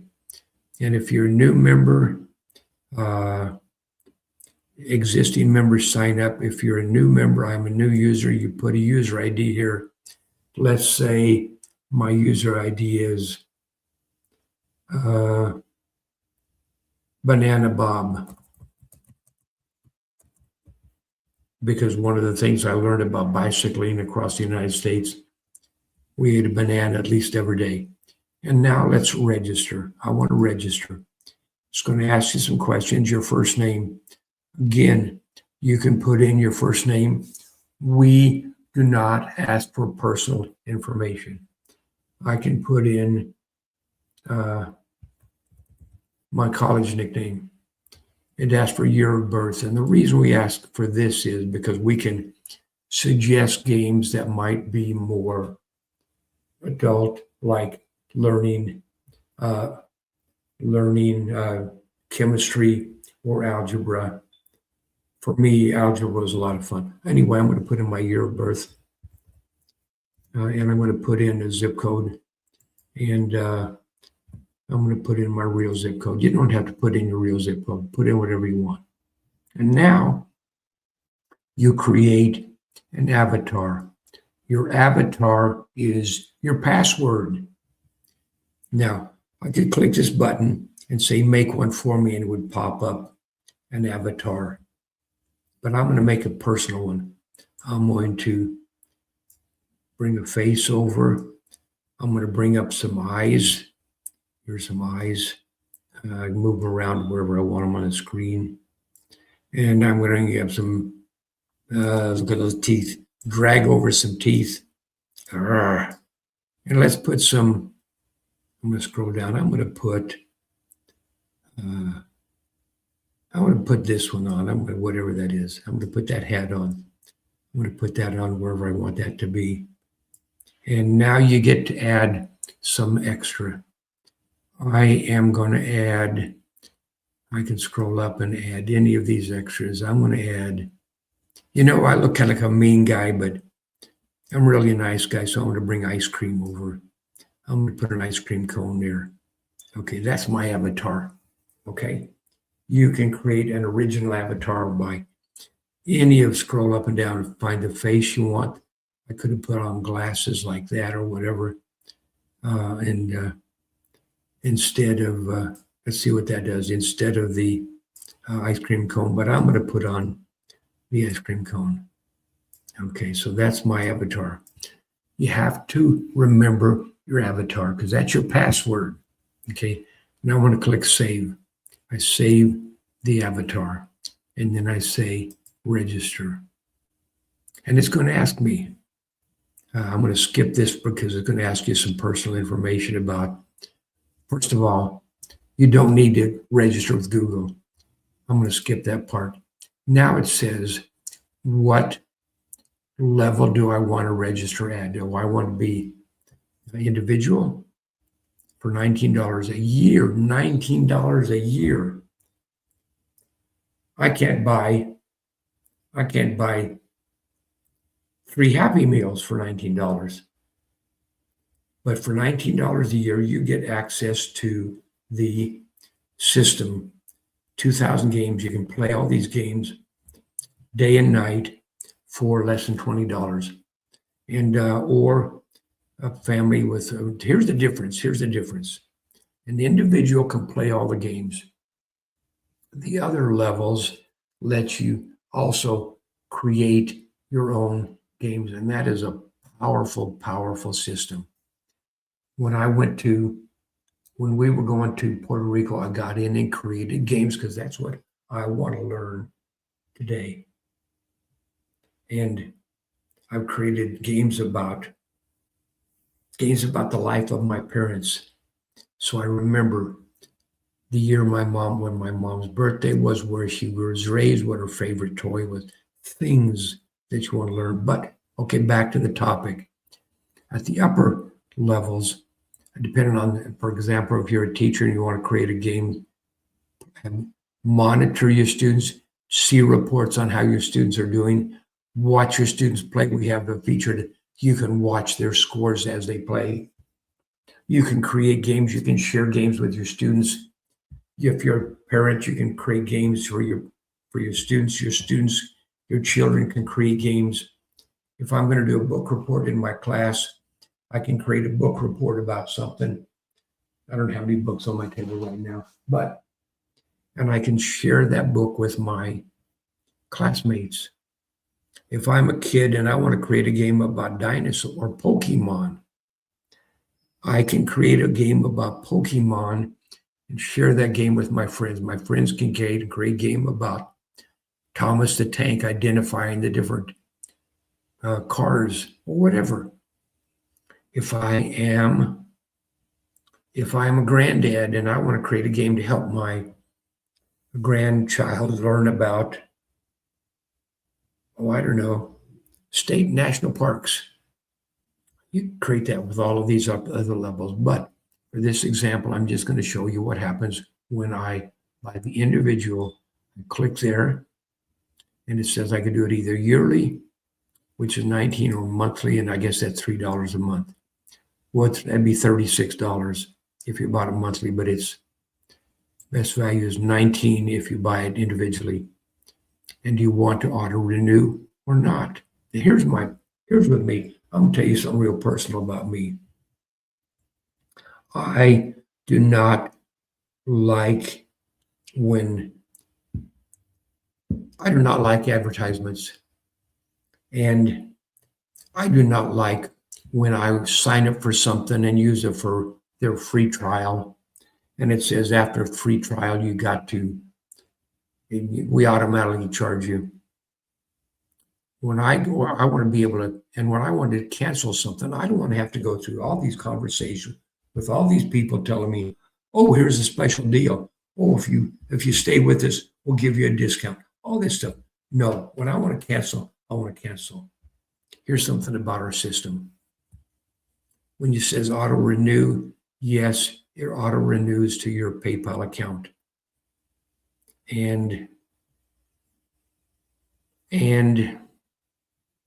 But we have a button in the system where you click that button and say cancel my account. I don't anticipate who would ever want to cancel something that just cost $19 a year when you get to get in, play and keep your knowledge fresh. Who would ever want to cancel that? But in case you do, let's say you're a teacher and you subscribe for, let's say, 25 students, and it might cost whatever that number was. I don't remember what it was. Well, let me see what that number was. That number was $189 a year. And that's, what is that divided by 20? 18, what is 18 divided by $9 a student per year? And those students get access to all 2,000 games and can create their own games. But no, but my point is, if that teacher decided to retire or take a sabbatical, that teacher just clicks one little button and it cancels their renewal for the next year or the next month or whatever. Okay. We make it easy because we are probably, biggest thing for me is being ethical, being polite, being kind. So it would cost me $19 a year. Now I'm going to enter a promo code that's only available for today, just to show you how it works. I'm going to apply that code and I'm going to click.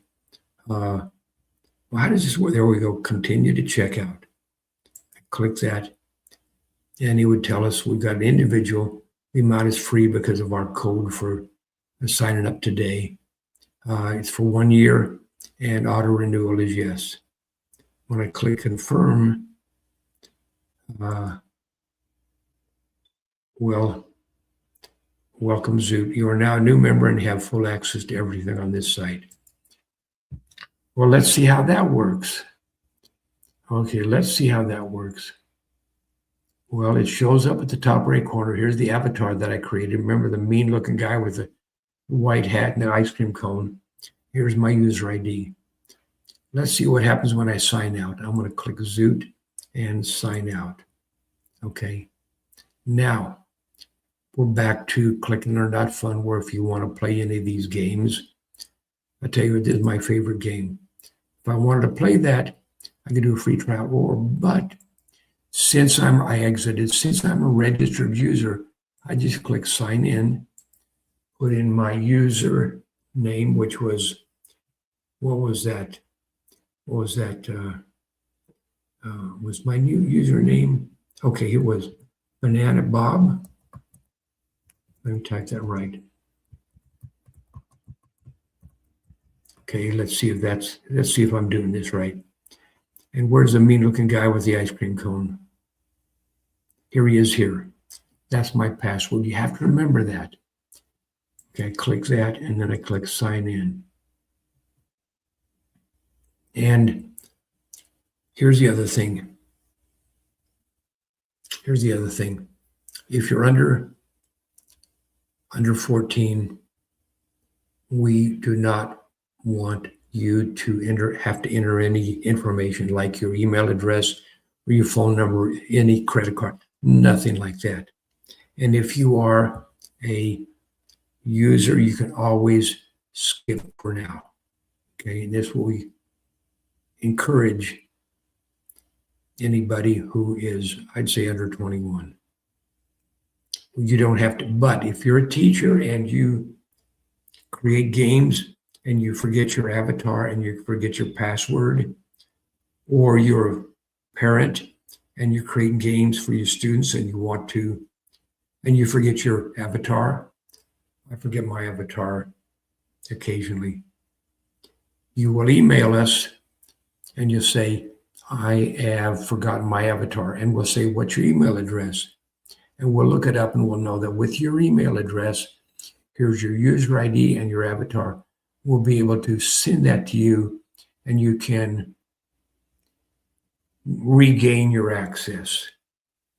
That's the only reason we ask for personal information, so that we can reinstate or make sure you get access even when you've forgotten it. But you don't, but that's okay. So okay. Here's a cool thing. I got to tell you the truth. I have never done this before. Our programmer just made this new sign up system available yesterday. He told me how it works. Now, if you're that name that I entered, Puerto Rico, that only lasts for today, just because we're trying to find out how to make sure this works. Without that code, it would have gone, you'd have gone through PayPal, and it would have said whatever PayPal asks you. And again, if you're under 18, we want your parents or your teacher or your somebody who can give us their email address and enter their credit card to purchase. If I'm a teacher, I'm going to buy this for my students. But so now that I've logged in, I was going to show you again. I'm going to click up here on my user ID. I'm going to click sign out. Okay. And now I'm signed out. It's just back to the stuff where you play the first 7 for free. If I want to learn about Canada, I can play Let's learn provinces of Canada. I can learn the first 7 provinces for free. But since I'm registered, I'm click the sign in button. Okay. I'm registered already, so I put in Banana Bob. Okay. That is my user ID. You have to remember your user ID. I click sign in. It asks for my secret avatar password. Okay, this is the mean looking guy with the ice cream cone. How can you be mean with an ice cream cone? It makes no sense. But that's what I created. I click sign in and I skip for now. And I'm signed in. And I can play all these games. If I want to go to this game library, and if I want to scroll across to, I'll tell you what, here's a great series of games. Let me back up. We've got games about National Geography standards. So here are the 18 National Geography standards. For example, 17.1 is has to do with how to apply geography and interpreting the past. This one is how do I identify physical environments. Let's click that one. And it shows you that under that game we have a game about physical environments. That's about the Panama Canal. You click play now and you play a game about the Panama Canal. I'm going to exit from that one. I'm going to collapse that one. Let's talk about the standard mosaics. And mosaics is about different cultures. I click that one, and we've got games about early easy costumes from around the world. I click that. Let's see what that is. Okay, here is a stereotypical costume about someone from, I don't know, where's that from? Argentina. Here's one from different places in the world. Okay. And I'm going to collapse that one. My point is, whatever games you want to play, I want to play games about history of the Olympics, and there are, 4, 8, 12, 14 games or whatever about the Olympics. I'm going to collapse that. I'm going to get into, let's scroll over and get into these games about the Who Is series. We have permission from the company that creates those books. If you're in a school, you might have, personally, I have over 200 or 300 of these books. They are so incredible about what they have. For example, let's look at what we have under Who Was let's get into where is, or presidents, kings, and leaders. I click that, and it shows all the way. Game about Martin Luther King, FDR, Kennedy, Napoleon, Sitting Bull, King Tut. These are about kings, world leaders, all the way to Julius Caesar, Richard Nixon, Abraham Lincoln, Robert E. Lee. Let's get into play the game about Barack Obama, Genghis Khan. I want to learn about King Tut. I click that game, and notice that I'm not restricted to just the first 7 questions. I have spent my $19 a year, and I have full access to these. And because this is from the Who Was series, they allow us to use their front page image. They allow us to take, I think it's up to 21 questions from their book. And all we require is that we tell where the questions came from, who was King Tut. The author was a guy named Robert Edwards. The illustrator is someone named Drew Kelly. The cover art was Nancy Harrison and published by, copyright by. And how can you get to see those, buy your own copies of those books?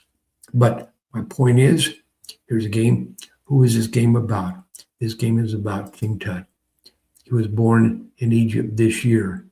Well, you research, you find out, you read the book and find out he was born in 1343 BC. His full name was, okay, if I get it wrong, no, it wasn't. His name was Pharaoh. He was a Pharaoh.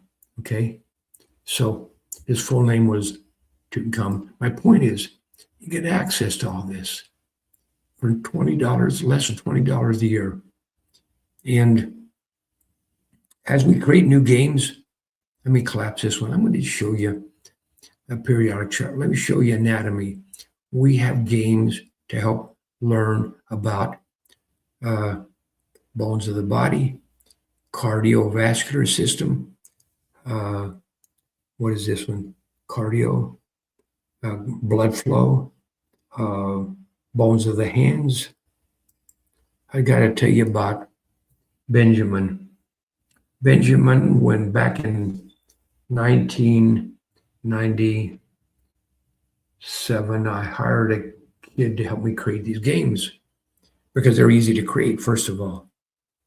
And he helped me create the games for I had created 50 states in Oklahoma.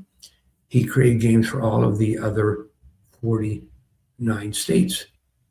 And after we're doing that, at the end of that first summer, 97, he said, he was going to go on to be a doctor. He was going to medical school and so forth. And he said, anatomy is just like geography. You can put a skeleton up and you can say, where's the frontal bone? Where's the sternum? Where's the femur? Where's whatever? And you create games about bones of the body. And so the next summer, he worked for me again for the summer between his freshman and sophomore year. And we started creating these games. And he found a book that had the pictures of the bones because we're going to create a game. I'll show you the game. This game, and it asks for, it was bones of the hand. And at the top it asks for the radius. Okay, I got to tell you, I'm not sure where the radius is. I think it might be this one. Okay, it was. And this is the posterior view, backside of the right hand. And so we looked at a picture of the bones. This kid was valedictorian of his high school class. And we're trying to make the games and find pictures we can put in the games. And he found a picture of bones of the hand. And he said to me, one of these bones is missing.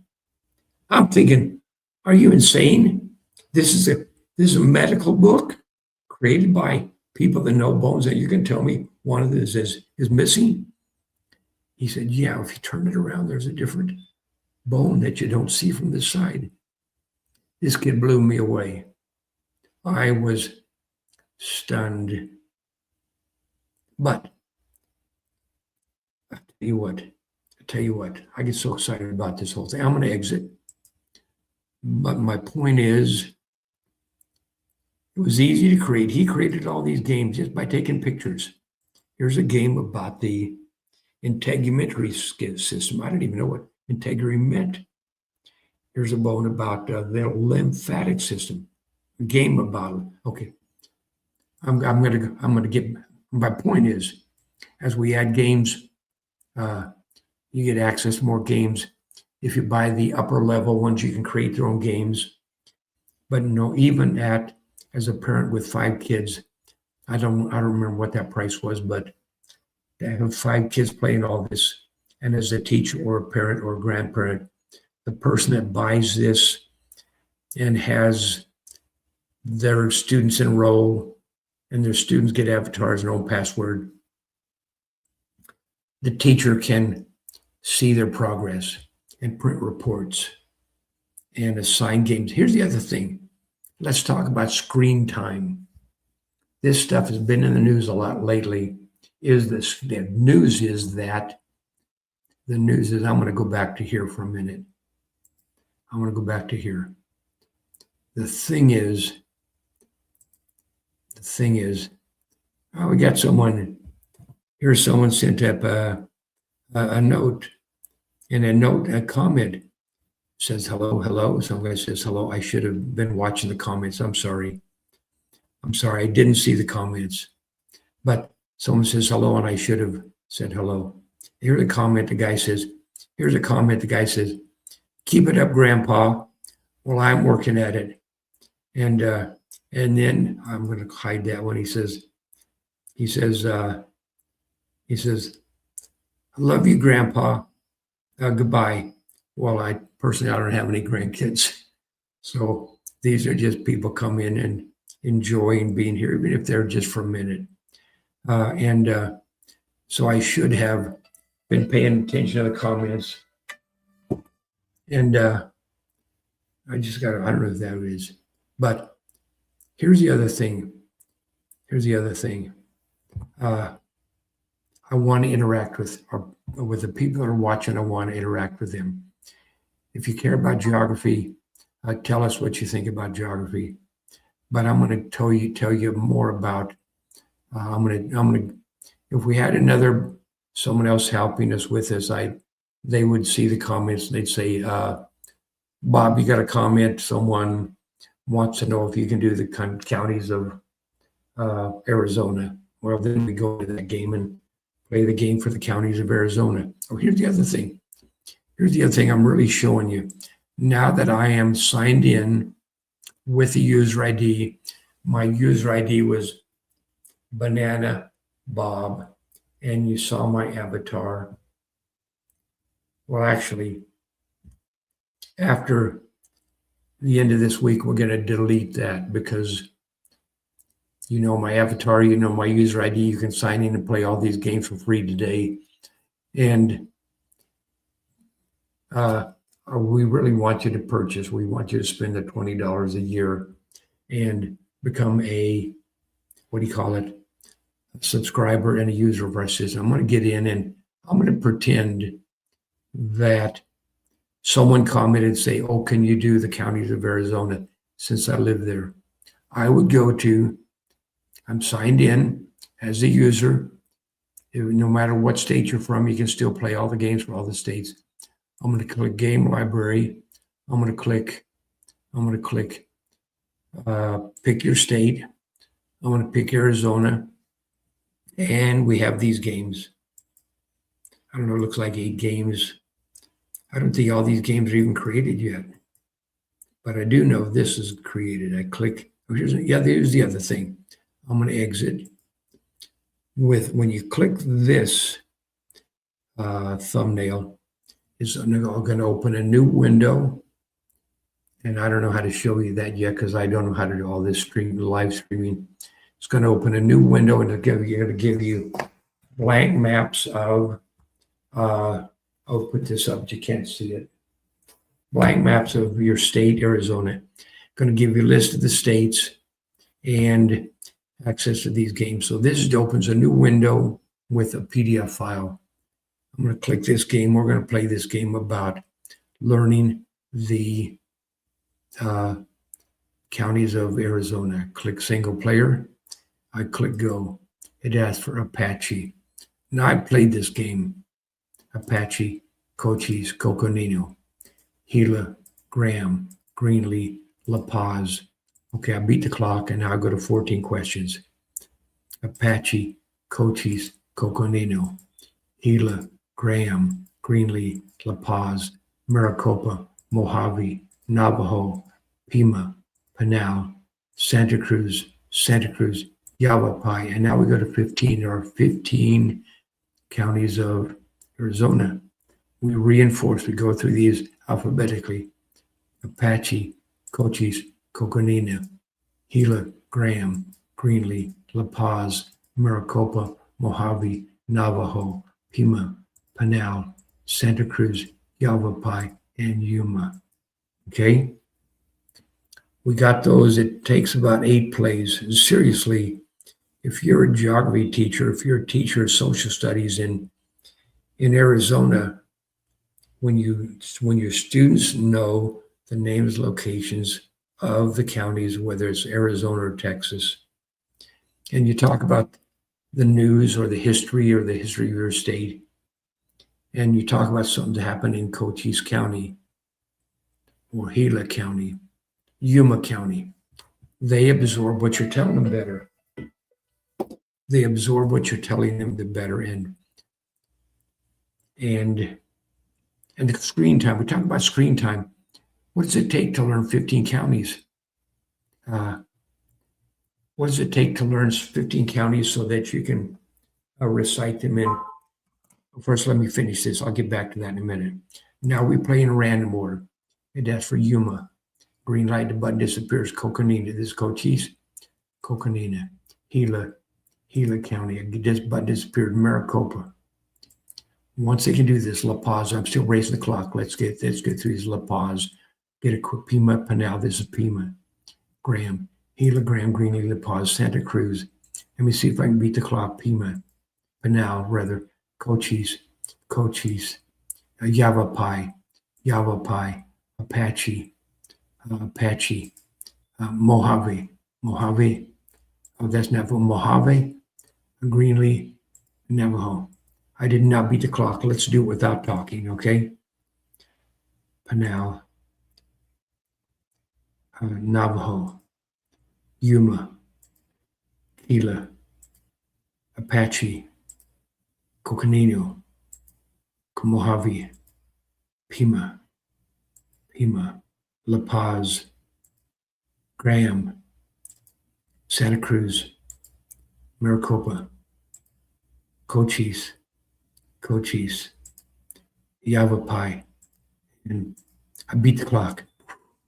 I barely beat the clock. If you were watching the timer, I think you can see I beat it by like half a second. And now we go to test mode. In test mode, you're not raising the clock. You know how this works. This is Cochise, Coconino. In test mode, the button, that's Pina. This is Pima. Pinal, so this is Pima. Santa Cruz. See if I can score 100%. Apache. Yuma. If you're a teacher, you should know this. If you're a teacher in Arizona, you should know this. La Paz. Gila, Graham, Greenlee. So this is Gila. Navajo. This is Mojave. This is Apache. This is Navajo. Mojave. Okay. Graham. Gila. Graham. Yavapai. Greenlee. Cochise. Right now I've answered 14 correct. If I get this correct, I get 100%. I can, well, we see those are all green. And I can print this certificate if I want, or I can exit. Okay, I'm going to get back into what am I getting into next. Okay, I tell you what, we've been doing this for quite a while, and I'm going to end the stream, end the live stream, but if you've been watching, if you watch this later, you can still add, I'm not sure if you can add comments later when you're watching a video. I don't know how that works yet. But if you have questions, I'll kind of show you if you have questions here. If you have questions, first of all, I'll go back to here because I want to talk to you. And I'm going to take off this part where it says comments. And I'm going to just tell you that we really think geography is important. We think it's so important that we give you all of this. It's pretty much a gift. For less than $20 a year, you can get access to all 2,000 of these games. And as we add more, you get access to those games as well. We can create games for you. And if you buy the upper level purchases for, I don't remember what those numbers were, but they weren't much. We really want you to, if you watch this, you can do us a big favor. We created these because we believe geography is important, but we still need to pay our hosting services. We have to pay people that do content for us. We still have bills. I'm just doing this on Social Security. I shouldn't even tell you that much. I should tell you that we need people to purchase and subscribe. So if you follow through on how I showed you how to subscribe, I shouldn't have known you. I shouldn't have shown you the free part because it's only free. That user ID, that code is only free for the day because we need people that care. We need people that care about geography. And anyway, okay. That's enough for that. I get really excited. I go into this over and over and I get so excited. And in the next video, you probably hear me saying the same things about how exciting it is to be alive on this planet, how beautiful this planet is, how beautiful this country is, how important it is to respect people from around the world and not be, man, I could tell you so many things about how important it is to care for people, because when you care for other people, it shows not just respect for them, it shows respect for yourselves. If you got to step on somebody else to make yourself feel better, that does not show respect for yourself.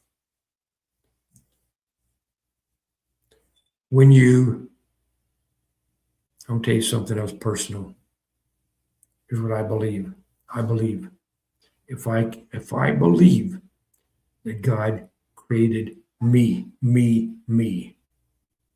this fantastic life that he gives me, eyes to see, ears to hear, feet to walk, a brain that works. If God created an incredible thing such as a human being, if God believed God created me, I have to believe that God created every single person on earth. And when they visit my house and I say, where are you from? They say they're from Bangladesh. I can say Bangladesh from my heart. I can say Bangladesh is one of the most beautiful names for a country that I know. And I can say something nice about Kenya. And I can say something nice about someone from the Gambia. Because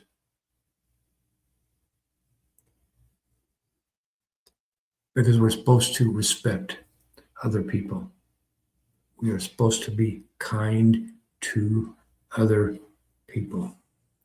And when you learn geography, it takes 24 minutes to learn the names and locations of the countries of South America. It takes 3 hours. I've seen people do it 90 minutes. I've seen a group of 13 kids learn the 50 states so well in 90 minutes that they can recite all 50 states in 50 seconds. Okay? They could do this, and you could do this. Alabama, Alaska, Arizona, Arkansas, California, Colorado, Connecticut, Delaware, Florida. And you have a mental map. Let me pause this. How do I pause this? I think I paused that. You have a mental map in your mind. And when you're saying Alabama, Alaska, you know where they're located. You're thinking of where they were. You think where Vermont is, and New Hampshire, Maine, Rhode Island, Connecticut, Delaware, New Jersey, New York. You're thinking where those are. And when you're reciting Alabama, Alaska, Arizona, Arkansas, you're pointing to where you clicked when you played and learned this game. I don't know where I was, so I'm going to start over.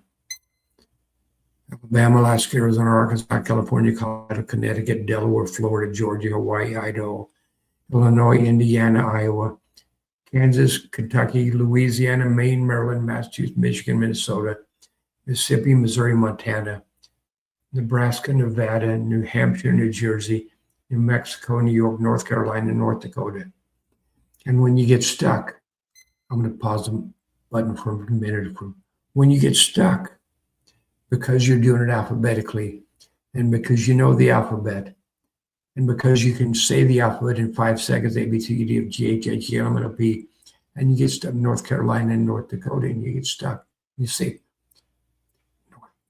North Carolina, North Dakota, L, M, N, Ohio, Oklahoma, Oregon, Pennsylvania, Rhode Island, South Carolina, South Dakota, Tennessee, Texas, Utah, Vermont, Virginia, Washington, West Virginia, Wisconsin, Wyoming.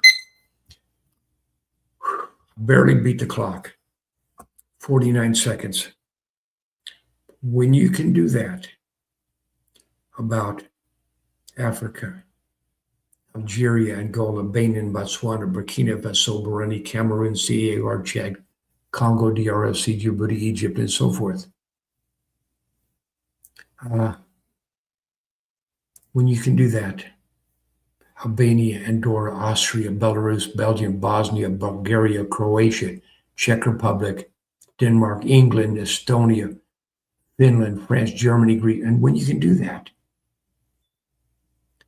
and when you meet someone from around the world, you can show respect. I know I probably sound like a broken record, but I think this is really important. And so I'm going to get out of the house. I'm going to get out and say hello to somebody. And here's the other thing. I live in a retirement community, and everybody that's here is from somewhere else. So when you meet somebody new at a club, someone joins a club, you say, "Where are you from?" And you can talk about, they say they're from, we had club members from Canada, had a club member in the bicycle club from England. And you learn a lot. You learn a lot about the world. Here's the other thing. When you know the countries of the world, and you know the names of locations of countries of the world, you absorb the news of the world better. You have more confidence in yourself. And you can say to somebody without taking a risk. If I didn't know the countries of Europe or Africa, and I asked somebody, "Where are you from?" And they said they're from Chad. I said, "Oh, if I don't know the country," I said, "Oh, okay. Well, I don't know why I asked that. I wish I hadn't even asked, because I look like an idiot, because I don't even know where countries are." But when you know the countries of the world, you're not taking that risk, because when they say they're from Kenya, I had a guy working for me from Kenya. No. He was from Nepal. Right up by China and right by the Himalayas, I think the Himalayas. And so we have a conversation, and you get to know people. Anyway, enough of this. Get in and play the games. Get in and subscribe. click that little button that said, well, I'll show you where it was at. First of all, I'm going to go back to here, and I'm going to go up to here, and I'm going to sign out. I know my programmer is going to be angry with me that I gave you the password that only works for the day, because he wanted me to check out and show how it worked. He wanted my feedback. How does it work? I thought it worked pretty easy. I should have gone into PayPal and did that, but I don't want to type in my credit card number while it's doing live stream.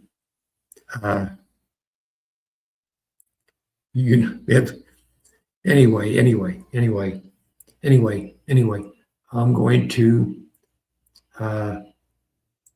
log out. I'm not sure if you can see me logged out. I just click sign out.